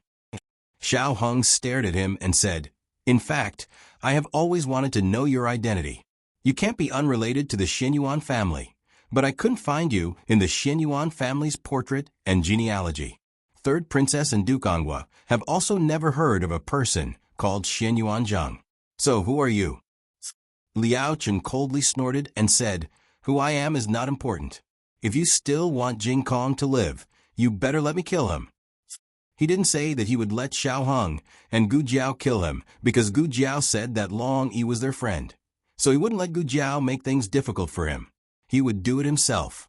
Xiao Heng glanced at Liao Chen and said, "You can't kill him." He had watched Long Yi grow up, and his relationship with Long Yi surpassed all other relationships in the world. He absolutely could not stand on Long Yi's side. He would never allow anyone to hurt Long Yi. Liao Chen's peach blossom eyes were filled with monstrous hatred. "I can't kill him tonight, but one day, I will kill him with my own hands." Gu Jiao said, "He doesn't remember the past." Liao Chen sneered and said, "Is that so? Then I'm not surprised. No wonder a cold-blooded killer would become like this. But even if he doesn't remember, he can't erase the sins he once committed. Tell him to be careful. I will take his life." After saying that, he turned and left without looking back. Looking at the empty street corner, Gu Chengfeng patted his chest and said in confusion, "What's going on? Jing Kong's master and Long Yi are mortal enemies?" Gu Jiao and Xiao Heng both looked in the direction Liao Chen left. Gu Jiao said, "It seems he doesn't want to talk about the past." Xiao Heng said with a serious expression, "Because that is his most painful memory." Gu Jiao was puzzled. She looked at him and asked, "Do you know something?" Xiao Heng also looked at her with a gentle gaze. "I just confirmed it. It was just a guess." "Then tell me, I want to hear it." Gu Jiao pulled his hand and said. Xiao Heng gently looked at her and held her hand. "Okay, Gu Chengfeng, hello? Is there someone else here? Can you two not treat me like I'm air? Don't make eyes in front of me." The two carriages moved slowly.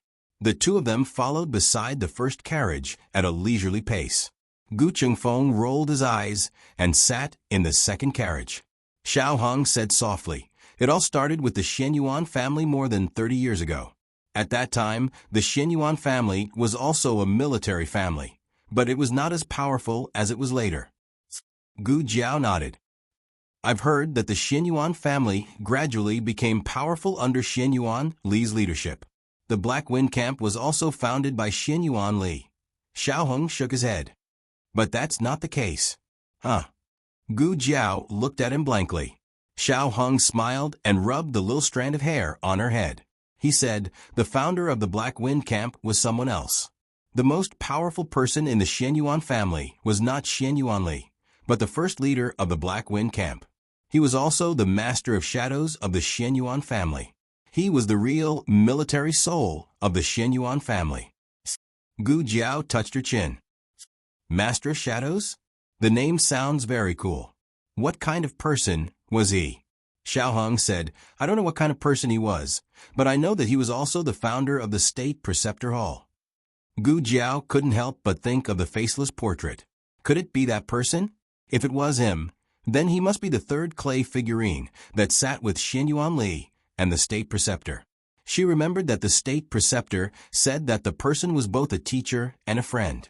Xiao Heng saw that she was listening seriously and continued, "The Master of Shadows never appeared in the open, but he wrote the 6 books of the Yen Kingdom.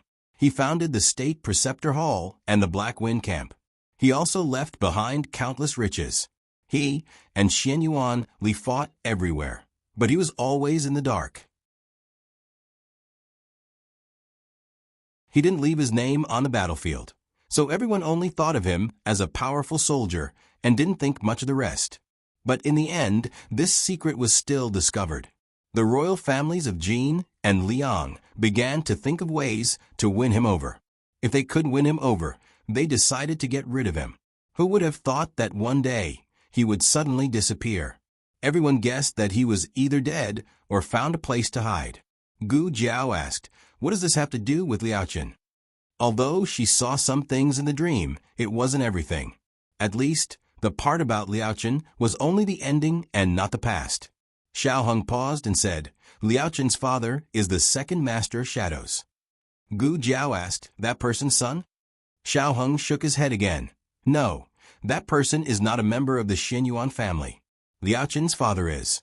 But the master of shadows acts in the dark and can't come out in the open. This is the rule he set.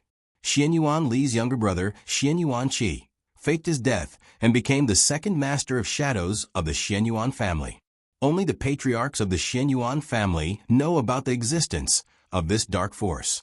Therefore, Audiobook, my mother, and even Xianyuan Li's eldest son, Xianyuan Cheng, don't know about it.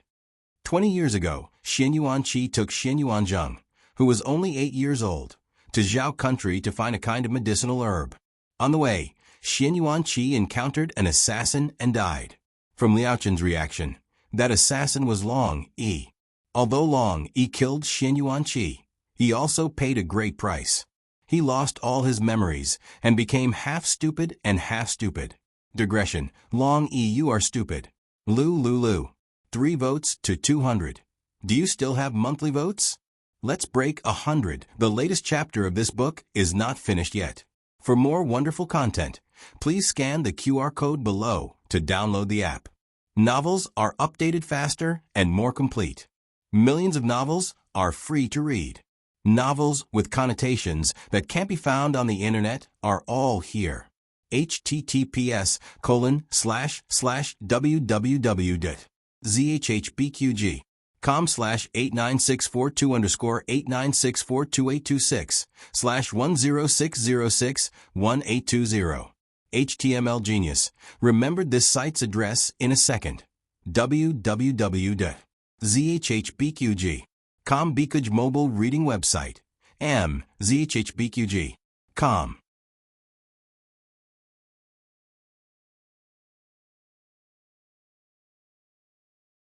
Chapter 813. The latest chapter of this book is not finished yet.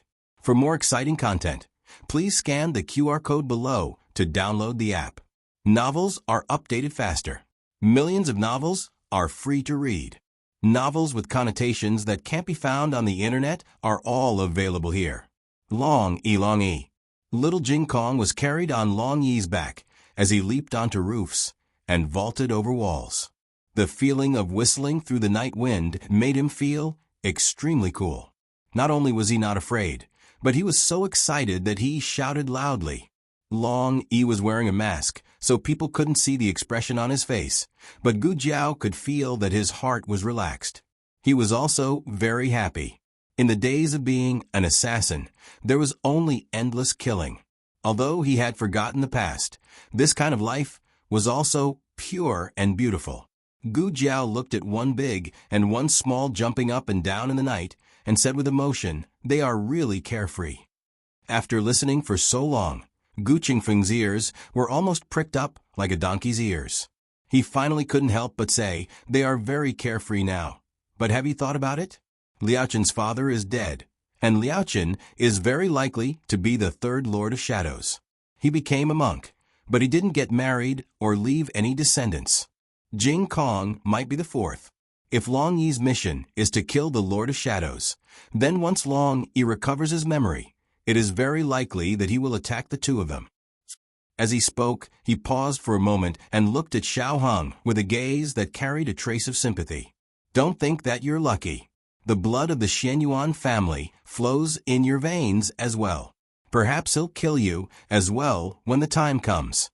In my opinion, you should not help Long Yi recover his memory. He is very good like this. Xiao Hung and Gu Jiao looked at Long Yi, who was carrying little Jing Kong in the night at the same time. They didn't know whether it was an illusion or not, but there was a huge sense of loneliness in his body. A person who didn't know who he was, where he came from, where he was going, and what kind of mission and purpose he had, seemed to be excluded from the whole world. When he thought that he was a dragon's shadow guard, he didn't have such confusion. But now he knew that he was not a dragon shadow guard. Looking at the tall and lonely back view of Long Yi, Xiao Hung said, he has the right to know who he is. Gu Qingfeng shook his head in disbelief. You're crazy, you're really crazy. Don't you know that he's the sky splitter? the #1 assassin of the 6 nations who could defeat and Hun. He became famous at the age of 13 and was already a killing god that struck fear in people's hearts. Once he recovers his memories, all of you will die. He looked at Gu Jiao and said, "Why don't you persuade him? You've seen Long Yi take action. When that guy is ruthless, no one can survive." Gu Jiao held Xiao Hang's warm big palm with one hand, and stroking her delicate little chin with the other hand, she said, "How about teaching Long Yi how to speak first?" Gu Chengfeng. The crown prince was brought back to the public house. Gu Jiao wasn't polite at all, and directly splashed him with a basin of cold water. The crown prince quivered and was about to sit up and shout angrily when he saw that Gu Jiao had already lifted her leg. He silently swallowed the words that had slipped out of his mouth. There were only Gu Jiao and Gu Chengfeng in the room. The crown prince had never seen Gu Chengfeng's face, but he had seen Gu Jiao's face. His expression became cold and he said sternly, "Xiao Lulang, how dare you? You actually kidnapped the crown prince of Great Yin." Gu Jiao ignored him and only gave Gu Chengfeng a small glance. "Quickly take him away, annoying." Gu Chengfeng took the crown prince to the next room. It was already late at night, and everyone in the courtyard was asleep. Little Jingkong also fell asleep on Long Yi's back on the way back. But the monarch was still awake. Gu Chengfeng pushed him into the room and turned around to leave. "You father and son have a good talk. I'm leaving first." He turned around and went into his room. Together with Gu Jiao, he stuck his ear to the wall. The oil lamp in the room was dim and emitted a faint fragrance of wine and medicine. The monarch was wearing a bamboo hat and sitting on an armchair in front of the window. His face was covered by the light and shadow, but his pair of sharp eyes were emitting sharp waves of light. The crown prince didn't see clearly at first glance. He straightened his body and arrogantly asked, "Who are you? Why did you capture me?" The monarch slapped the table and released his emperor's aura. Bold, unfilial son. The crown prince was so scared by this familiar shout that his legs softened and he knelt on the ground. "Father Emperor." Now that the angle had changed, he could finally see the face under the bamboo hat. Yes, it was his father Emperor. The crown prince asked cautiously, "Father Emperor, did you ask Xiao Lulang to capture me? Where is this? Why did Father Emperor capture me?" The monarch saw the crown prince's confusion and knew that he didn't know about the real and fake monarch. This meant that he didn't participate in this matter. This knowledge made the monarch feel a little better. The monarch said calmly, "You don't need to know where this is. You just need to remember what I'm going to say to you." The crown prince said respectfully, "Father Emperor, please speak." The monarch said seriously, "Your mother Han conspired to rebel. I was persecuted by her and was no longer in the palace last night." Each of the 3 short sentences was like a bolt from the blue, striking the crown prince until he was dazed. The crown prince raised his head in disbelief and looked at the monarch. "Father Emperor, what are you talking about? Why can't I understand? Mother conspired to harm you. Are you talking about the Yen Shang technique? Imperial father, please be clear about this. Mother was wrongly accused. She was framed by a traitor. She never thought of being disloyal to you." The monarch looked at him and asked in a deep voice, "Then how do you think I left the palace?" The crown prince was stunned and didn't understand the monarch's meaning. "Yes, Father Emperor just said that he was no longer in the palace last night." "That's not right. Father Emperor went to the court this morning and issued an imperial edict to restore him to the position of crown prince." The monarch looked at the crown prince deeply and said, "The monarch in the palace is fake." The crown prince's heart once again suffered a heavy blow. The one in the palace is fake. Then, the imperial edict to restore him to the position of crown prince is fake? He was wondering how he could turn things around so quickly. Father Emperor didn't want to restore him, nor did he want to investigate the state preceptor hall and Shangguan Yen. It was all his mother's plan. No, it's not like this. I don't believe it." He muttered and stood up, looking at the monarch in the light with a very strange look. "My mother will not do anything to betray Father Emperor." The monarch looked straight at him. Then how do you explain the fact that there is an additional monarch in the palace? You don't think that at this time I secretly left the palace and played a show of two monarchs to deceive you, right? The monarch didn't need to go through so much trouble to deal with the crown prince and Han. The crown prince was instantly speechless, but he still couldn't accept the fact that he was conferred the title of crown prince by a fake imperial edict. He flew back to the clouds with great difficulty. He didn't want to fall again. The crown prince clenched his fists and gritted his teeth. No, my father emperor is not fake. If there are really two monarchs, then the fake one must be you. My father emperor hates Xiao Lulang the most. Xiao Lulang is arrogant and has no regard for the imperial power.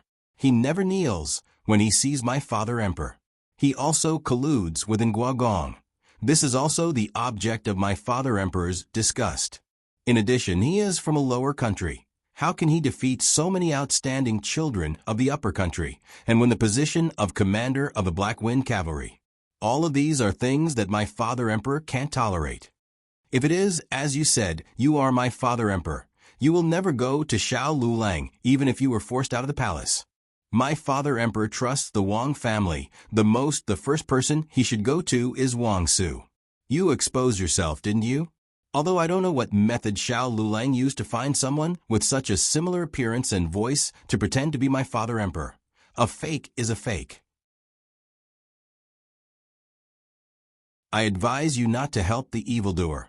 Otherwise, with my father emperor's methods, you will suffer a fate worse than death.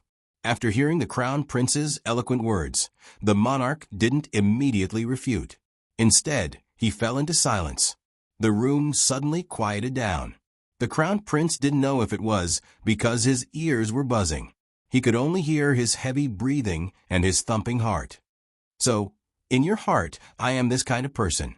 In the darkness, the monarch's disappointed voice sounded. The crown prince's heart skipped a beat. He almost wanted to shout something, but he held it back. The last glimmer of light in the monarch's eyes also dimmed. Even if the crown prince could call him father emperor, he wouldn't be completely disappointed. Look, this was the crown prince that he chose against all opposition. This was the son that he had carefully cultivated for many years. This was the future monarch that he chose for the Yen kingdom. No need to eavesdrop. Come over, he said tiredly. The crown prince was stunned. What eavesdrop? What do you mean come over? What does father want to do? No, he wasn't his father emperor. His real father emperor was in the palace. Gu Chengfeng stepped into the room and grabbed the crown prince's collar. Go you. The conversation with the crown prince made the monarch's heart full of regret. He finally tasted the feeling of being betrayed by his loved ones. It was even worse than he had imagined. Xian Yuan Li, if I hadn't betrayed you back then, but there was no if in this world. There were only consequences and results. The crown prince was brought to the woodshed. Gu Qingfeng found a rope and tied him up. The crown prince sat on the chair, unable to move his hands and feet. He looked coldly at Gu Jiao and Gu Qingfeng. What are you doing? Gu Qingfeng held the stick and smiled evilly. The latest chapter of this book is not finished yet. For more exciting content, please scan the QR code below to download the app. Novels are updated faster and more complete. Millions of novels are free to read. Novels with connotations that can't be found online are all available here. https://www.zhbqg.com/8964-2_89642826/1060477788. HTML Genius memorized the website address in 1 second. www.zhbqg.com Bikuga mobile reading website. zhbqg.com.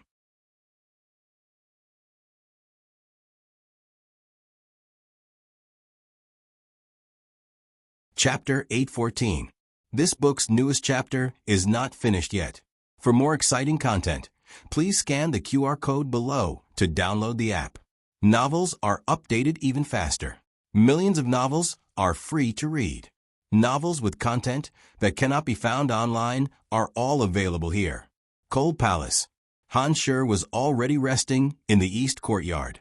Suddenly, a gerfalcon flew across the roof and crashed into her window frame. It dropped a small bamboo tube in its mouth and flapped its wings to fly away. Han Shi was woken up and called Su Gao, who was standing guard outside, to have him see what had happened to the window. Su Gao pushed open the window and saw a small bamboo tube on the ground. He went around to the yard and picked up the small bamboo tube. "Nyang nyang, it's a bamboo tube." "What's inside?" Han Shi asked. Su Gao stretched out his arm and tried his best to hold the bamboo tube as far away as possible, ensuring that the tube's mouth and bottom were not facing him. He raised his orchid fingers and braced himself as he pulled off the cover of the bamboo tube. No hidden weapons flew out. Only then did he let out a sigh of relief. "It's a note, Nyang Nyang." Su Gao presented the note in the bamboo tube to Han Shi with both hands. After Han Shi saw it, she slammed her fist on the table. "Damn it! They actually captured the crown prince." Su Gao took the note and looked at it. On it was written, "Tonight, at 1 a.m., meet at by phone pavilion. Otherwise, the crown prince will lose his life." These chaotic words caused Su Gao's eyelids to bulge a few times. "Nyang Nyang, this might not be true," Su Gao said. Han Shi calmly said, "This one knows. So you should quickly go to the crown prince's palace and investigate the situation." "Yes." Su Gao complied. Although Han Shi had been imprisoned in the cold palace, the current ruler was under her control. The guards guarding the palace gates had already been replaced with members of the Han family. It would not be difficult for her and her people to leave. What shocked Su Gao was that the crown prince really was not in the palace. Furthermore, the 10 brocade guards that the crown prince had brought out had all returned. They said that the crown prince had been kidnapped. After hearing Su Gao's report, Han Shi was so angry that the veins on her forehead popped. "Prepare the carriage." At 1 a.m., Han Shi's carriage arrived at the agreed-upon location. Gu Jiao and Xiao Heng were already waiting in the pavilion. Seeing the imperial grandson and Xiao Lulang, Han Shi's eyes turned cold. "It's you." Gu Jiao shrugged. "Didn't In Hun tell you? I was the one who snatched the throne away from you." Of course In Hun told her, but Han Shi did not expect that the two of them would kidnap the crown prince in the middle of the night. She had knocked the monarch unconscious, and Xiao Lulang had come to snatch him away. The next day, she crowned the crown prince. That night, Xiao Lulang kidnapped the crown prince. Han Shi led Su Gao up the stairs. She gracefully and generously sat across from the two. She then looked at Xiao Heng and sneered. "Ben Gong has not met such a fierce opponent in a long time. Shang Guanqing, you have made Ben Gong see you in a new light." "Imperial consort, you flatter me." Xiao Heng calmly said, "It's getting late. Ben Gong will save the small talk. Tonight, I invited Imperial Consort here to make a deal with Imperial Consort." Han Shi's eyes looked around. Xiao Heng faintly smiled. "Imperial Consort, you don't need to look. The crown prince is not here. Imperial Consort, you don't need to think about stalling for time. Hope that the expert under you can find the crown prince." Han Shi narrowed her eyes. "What deal do you want to make with Ben Gong?" Xiao Heng said, "Hand over the fake monarch, and Ben Gong will return the crown prince to you." Han Shi said without hesitation, "Ha, dream on." Xiao Heng faintly said, "Imperial consort, are you not afraid that I will kill the crown prince?" Han Shi threatened, "If you kill the crown prince, Ben Gong will also kill the little princess in the palace. This should not be the result you want." Xiao Heng's eyes flashed with anger. "Han Shi, you even dare to kill an innocent 4-year-old child. Aren't you being too cruel?" "Did you just find out that Ben Gong is cruel?" Han Shi fearlessly looked at the two brats in front of her and sneered. "To fight with Ben Gong, you guys are still too inexperienced. If you don't want anything to happen to the little princess, you better obediently send the crown prince back to Ben Gong." Originally, Xiao Heng and Gu Jiao's purpose was not to replace the fake monarch, but if they wanted to open a skylight in a room that did not allow light to pass through, they must first propose to tear down the roof. Gu Jiao raised her eyebrows and said, "It's not hard for me to catch people. Send the crown prince back, you wish." "It's you again," This brat from a lower country. Han Shi coldly looked at Gu Jiao. Her gaze suddenly became meaningful. In fact, what's so good about following the imperial grandson?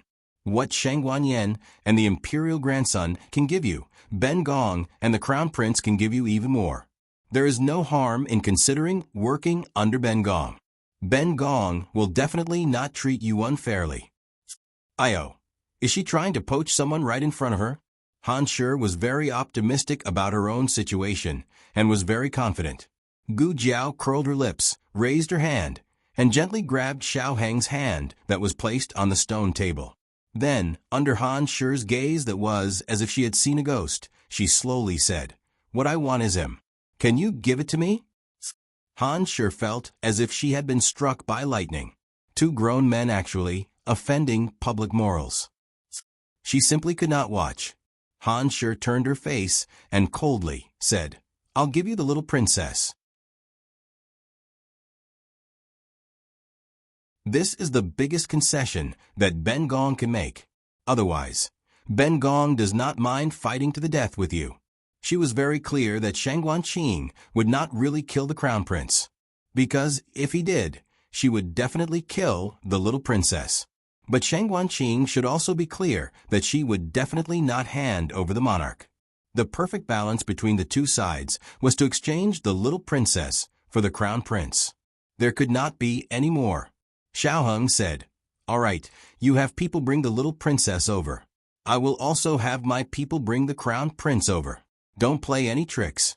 If more than 5 people come, I will kill the crown prince." This was to prevent Han Shi from bringing soldiers over to suppress them. Xiao Heng calmly and coldly said, "Either way, if we die, the little princess will probably not be able to survive in your hands. At worst, we will give the little princess a quick death before we die." It had to be said that Xiao Heng had considered everything. His words were also very convincing. If it really came to that point, whether or not he would kill the little princess was not important. It was good that Han Shi believed that he would do it. Han Shi had indeed planned to have people lead soldiers to surround and suppress them. Who would have thought that the other side would see through it once again? He was the same age as Royal Prince Ming, but he was able to calculate people to such a degree. The younger generation really would surpass the older. Han Shi quietly gave Su Gao a few instructions. Su Gao nodded and complied. "Yes, this servant will go and bring the little princess over." "What about the crown prince?" Han Shi asked Xiao Heng. Xiao Heng said, "When we see the little princess, we will naturally bring the crown prince over." 5 o'clock. Su Gao led 3 people to 100 Maple Pavilion. One of them was an Han, and the other 2 were wet nurse and sleeping little princess. Gu Jiao held an Han in her bosom and sized him up. He was injured like that by Long Yi, but after 1 day and 1 night, he had almost recovered. Was this the effect of purple grass poison? His physique was truly very valiant. Gu Jiao whistled. Little Jiao went to report. After a quarter of an hour, Long Yi carrying the crown prince arrived at 100 Maple Pavilion. And Han looked at Long Yi, who had suddenly appeared, and killing intent appeared in his eyes. Han Shi wholeheartedly wanted to save the crown prince. She didn't want side issues to arise here.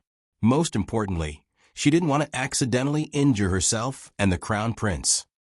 "Can we exchange now?" she indifferently said. "First, let the little princess come over." Xiao Heng said. Han Shi hesitated for a bit, then nodded her head towards Wet Nurse. Wet Nurse carried the little princess and walked over. From the beginning, and Han stared at the back of Wet Nurse. If the other party refused to hand over the crown prince, he would kill both of them with a single palm. Fortunately, Xiao Heng didn't act shamelessly. Long Yi, give the crown prince to them. Long Yi threw the crown prince in disgust, and Han caught the crown prince. "Let's go." Xiao Heng said. Both sides didn't fight. First, both sides were evenly matched. Second, both sides didn't want to accidentally injure each other's people. After Xiao Heng's group left, the crown prince sat on the stool and covered his swollen face. With tears streaming down his face, he complained, "Imperial Mother, They bullied me intolerably. Hansher looked at her son, who was beaten black and blue. She felt as if her heart was being cut by a knife. She raised her hand and carefully held her son's face. Disgraceful. They actually injured my son like this. My son, you can rest assured. Imperial Mother will definitely seek justice for you. But, thinking of something, Hansher asked again, how did you leave the mansion? The Crown Prince took out the note from his bosom. When I received this note, I thought it was you, Imperial Mother, looking for me. Hansher took the note and looked. It was her handwriting. She remembered the matter of Yen Shang technique. That letter she found had exactly the same handwriting. Hansher thoughtfully said, it seems that the other side has an expert who can mix up handwriting. But didn't I ask Su Gao to remind you not to come to the Cold Palace to find me if there is nothing? Why would I take the initiative to find you? How did you fall for it? The Crown Prince said with shame, this son was careless for a moment. Hansher coldly snorted. I think you became the Crown Prince again and lost your sense of measure. The Crown Prince lowered his head and didn't say anything. Hansher said again, after they caught you, what did they say to you? The Crown Prince hesitantly said, they said Imperial Mother is plotting a rebellion. The Imperial Father in the palace is a fake Imperial Father. Hansher slapped the table. Nonsense. Don't fall for their evil scheme. The Crown Prince quickly said, this son was also thinking this. Hansher opened her mouth and wanted to say something, but stopped. She sighed and said, all right, with your injuries like this, quickly go back to the manor and find an imperial physician to take a look. Also, with your injuries like this, you most likely won't be able to attend court. Just rest in the manor for the next few days. The Crown Prince looked at her and asked, then can this son go visit Imperial Mother? Hansher thought a bit, then said, it's best if you don't. In the next few days, the palace is not peaceful. Don't come to the Cold Palace to find me for now. The Crown Prince said, then can this son go visit Imperial Father? This son has just been conferred the title of Crown Prince and hasn't had a chance to enter the palace to thank Imperial Father. Hansher pondered for a moment, then said, wait until your Imperial Father has left court before you go and thank him. But your injuries... The Crown Prince smiled and said, this small injury is not a problem. Moreover, the more injured I am, the more I will not forget to thank him. Wouldn't that move Imperial Father even more? Hansher thought to herself, that was a fake Imperial Father. What would he be moved for? But the art of saving face was for the entire world to see. It was true that he could not slack off. After Hansher sent the Crown Prince back to his manor, she sat in a carriage and returned to the Imperial Palace. The Crown Prince called for a guard and impatiently said, where's the lantern? Don't you know how to light it? Yes. The guard quickly lit the lantern in front to light the way. The Crown Prince returned to his own courtyard and pushed open a door that was left ajar. The guard asked, Your Highness, are you going to the study? The Crown Prince paused. It's almost on. I should not go to the study to work. Return to the room. Be careful. The guard held the lantern and walked in front. After arriving at the upper room, he gently pushed open the door and respectfully bowed. Your Highness, should I call a doctor for you? The Crown Prince placed his hands behind his back and turned around to look at him, saying, No need. There is no need to make such a big fuss over such a small injury. Go rest. Don't wake me up in the morning. The guard was stunned. Yes. Strange. Did the Crown Prince suddenly want to sleep in the morning? That's right. He was old and had come back injured. His body would not be able to handle it. The guard held the lantern and retreated. The Crown Prince closed the door and locked it. He walked back and forth in the exquisite and luxurious room. He grabbed a juicy big peach on the table and took a bite. Is this where the Crown Prince lives? The Crown Prince, to be exact, it was Gu Chungfeng. After Gu Chungfeng finished muttering, he immediately exclaimed in surprise and looked at the peach in his hand. Even the peach is so sweet.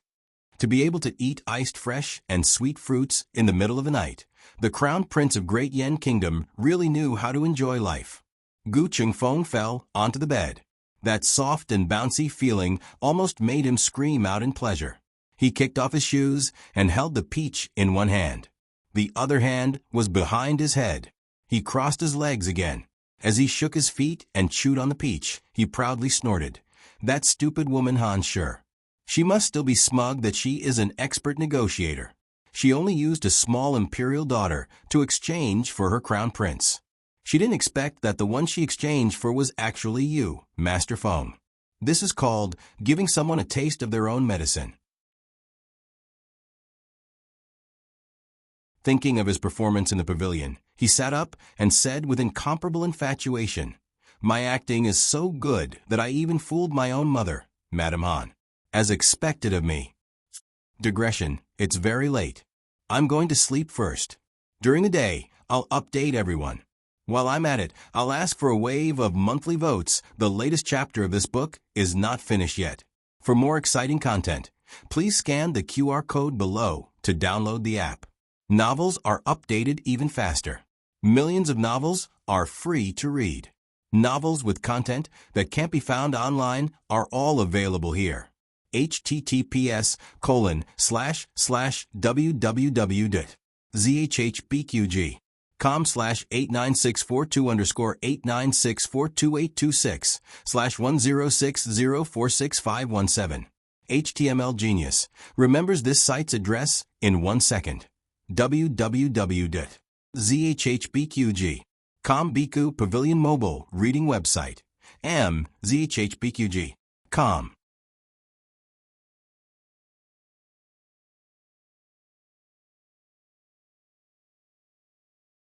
Chapter 815. The latest chapter of this book is not finished yet. For more exciting content, please scan the QR code below to download the app. Novels are updated faster. Millions of novels are free to read.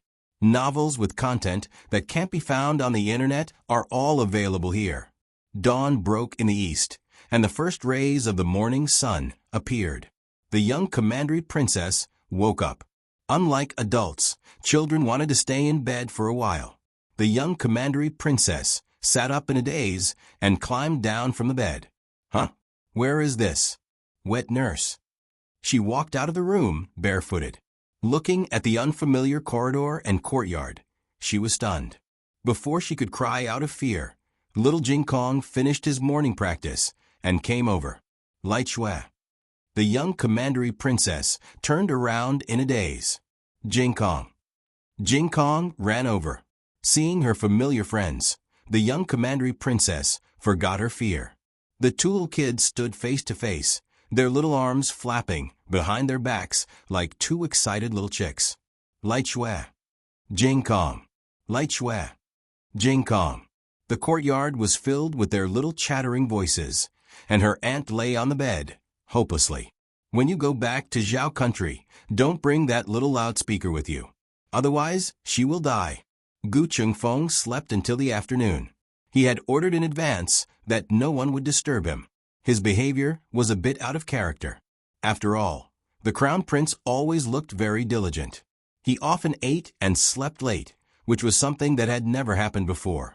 But no matter how strange it was, no one would guess that the crown prince had changed. After Gu Chengfeng woke up, he went to the crown prince's study for a while.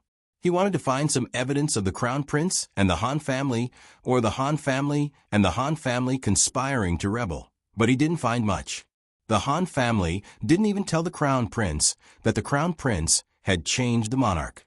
She probably hoped that her son's hands were clean. But her son wasn't clean for a long time. From the moment he ordered to assassinate Xiao Hong, he was already a vicious person. Only the Han family deceived herself and others, thinking that her son was still so innocent when he killed people. She was a pitiful woman. She obviously had a high IQ, but she always stumbled in front of her husband and son. Gu Chengfeng clicked his tongue and said, "If I say you're stupid, then you've come up with so many tricks. If I say you're smart, then you're blind to the monarch and the crown prince." At this time, Gu Chengfeng did not realize that it was his great aunt and Gu Jiao who had unknowingly raised his expectations of the women of this dynasty. From birth, they had been instilled with the idea that men were superior. Once married, they would obey the husband. If the husband died, they would obey the son. For Han Sure to be able to make a move against the monarch was already going against the teachings she had held for many years. Cluck, cluck, cluck, on the windowsill. Little Nine fiercely used its wings to beat the window, indicating that it was time for Gu Chengfeng to take action. What a fierce little commander! Gu Chengfeng pursed his lips, changed into a set of dry clothes, and looked at himself in the bronze mirror. The reason why he didn't expose himself after saying so much was because Gu Jiao didn't put a mask on him, but a full head cover. His face was bruised and swollen to prevent his expression from being distorted. The disadvantage was that it was too stuffy. Forget it. For the sake of the great cause, endure it. Gu Chengfeng picked 2 brocade guards to follow him into the palace, and also picked 2 eunuchs. The brocade guards could only enter the imperial court, but the eunuchs could be brought into the imperial harem. He rode a carriage to the imperial palace. When he passed by a dessert shop, he took the 2 eunuchs to personally pick out desserts for his imperial father. When the 3 of them came out of the dessert shop, the 2 eunuchs had been replaced. Regarding the plan to set things right, it didn't have to be complicated or grand to show that they had the means. Sometimes, using the smallest price to obtain the greatest victory was true wisdom. Although the crown prince had a bruised and swollen face, it could be seen from the outline that it was the crown prince. Along with the voice, token, and the eunuchs and brocade guards of the crown prince's residence, no one doubted his authenticity. The fake monarch was in the imperial court. "We're going to the imperial harem?" Gu Chengfeng asked. One of the eunuchs, the monarch, said lightly, "After the imperial court, he will go to the Hall of Harmony." Gu Chengfeng, oh. Then he couldn't go to the imperial harem. What a pity. He wanted to properly appreciate the beautiful scenery of the imperial harem of the Yan kingdom. A pair of palace maids passed by not far away. Gu Jiao pressed the monarch's head down. "Can't you act a little more like a eunuch?" She was quite valiant herself. The monarch, whose neck was almost broken, was speechless. "I suspect that you did it on purpose, and I already have evidence." The 3 of them entered the Hall of Harmony. The steward of the Hall of Harmony was still Li Sandy. They didn't know if Li Sandy had been bribed by Madame Han, so they were very careful. "You can leave," Gu Chengfeng said. "Yes." Li Sandy bowed and looked strangely at the 2 eunuchs behind the crown prince. He felt that something was wrong. "Do you have something else to say?" Gu Chengfeng asked in a low voice. "In reply to your highness, this servant has nothing else. This servant will leave first." Li Sandy retreated embarrassedly. He was already far away, but he couldn't help but mutter. Those 2 eunuchs looked unfamiliar. Were they the crown prince's new subordinates? Gu Jiao and the monarch were in disguise, but they didn't wear human skin masks, so their faces were unfamiliar with makeup. Gu Chengfeng sat comfortably in a chair, drinking tea and eating snacks. The monarch stood behind him respectfully, the corners of his mouth twitching. He looked at the back of Gu Chengfeng's head and wished that he could give him a big slap. After being the monarch for so many years, who would have thought that he would one day become a little eunuch?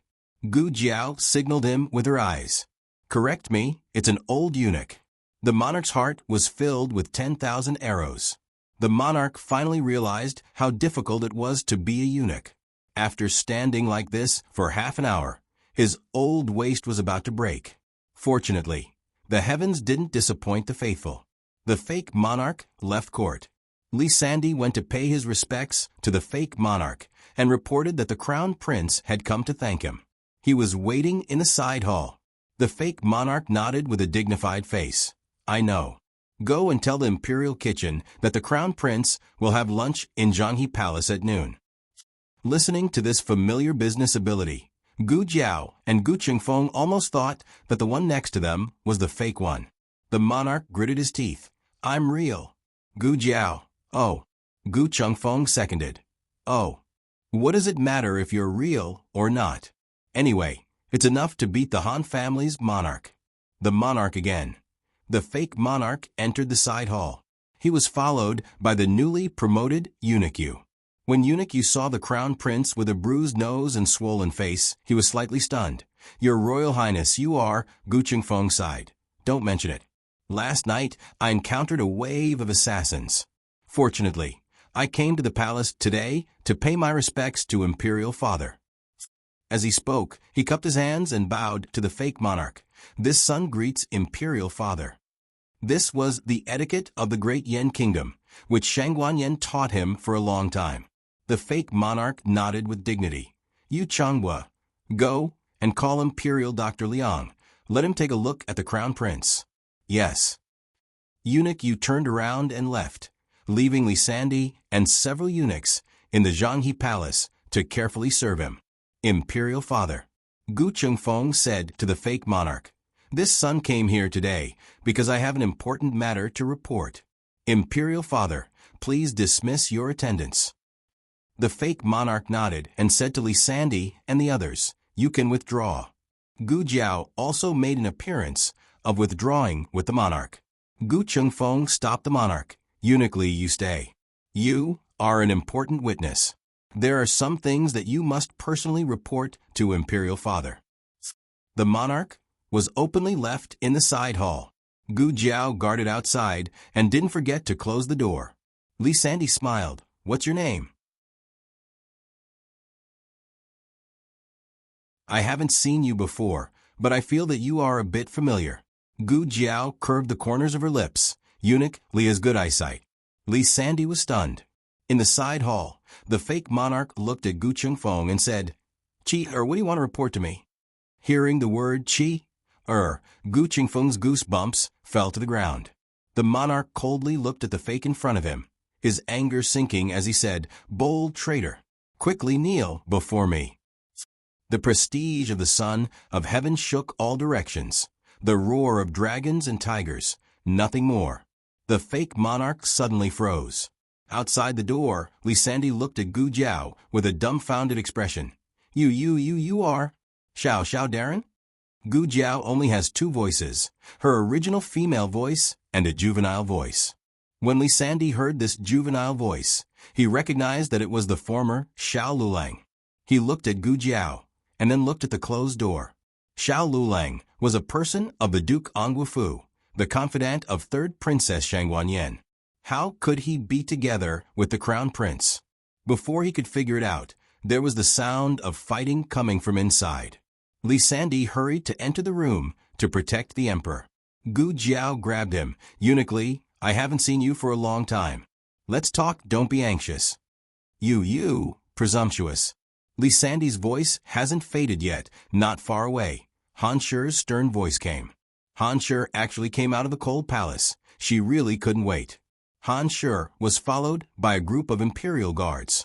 After Han Yi was removed from the position of deputy commander of the imperial guards, Han Fu took the position. He was a collateral descendant of the Han family, but because he was valued by old Master Han, his status was almost the same as the direct descendants. Han Shi said to the deputy commander on the side, quickly go in and protect the emperor. Yes. Deputy Commander Han received the order and led a large wave of imperial guards to rush into the side hall, surrounding Gu Chengfeng and the real and fake emperor. Han Shi walked over with a smile, looked at Gu Jiao, and then looked at Gu Chengfeng inside the room. Do you really think that Ben Gong can't even recognize her own son? As she spoke, her eyes fell on the face of the emperor, who was dressed as a eunuch, and the corner of her mouth hooked up. Ben Gong was worried about not being able to find him. This is really wearing out iron shoes in a fruitless search, but finding it without any effort. Xiao Lulang, you've been tricked. Gu Chengfeng's heart sank. It can't be, right? His peerless acting skills actually couldn't deceive this old witch? Then, didn't they walk right into the trap today? If he said that the one in their hands was the real emperor, no one would believe it. After all, he was a fake crown prince. If he said that he brought the real emperor, how could it be persuasive? It's over, it's completely over.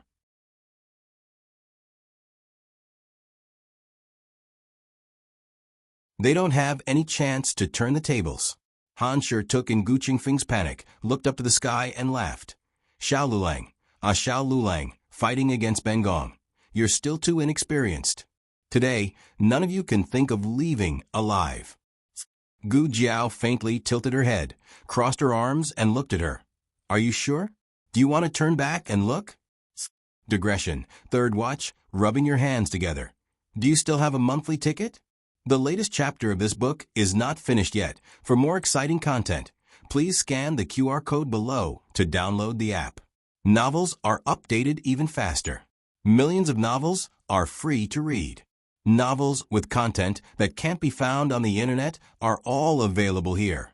https://www.zhbqg.com/89642_89642826/106041174. HTML Genius remembers this site's address in a second. www.zhbqg.com Biku Go mobile reading website. zhbqg.com that you're tuning in to the Echo Reads YouTube channel. Don't forget to subscribe and join us on this journey to catch the most captivating stories.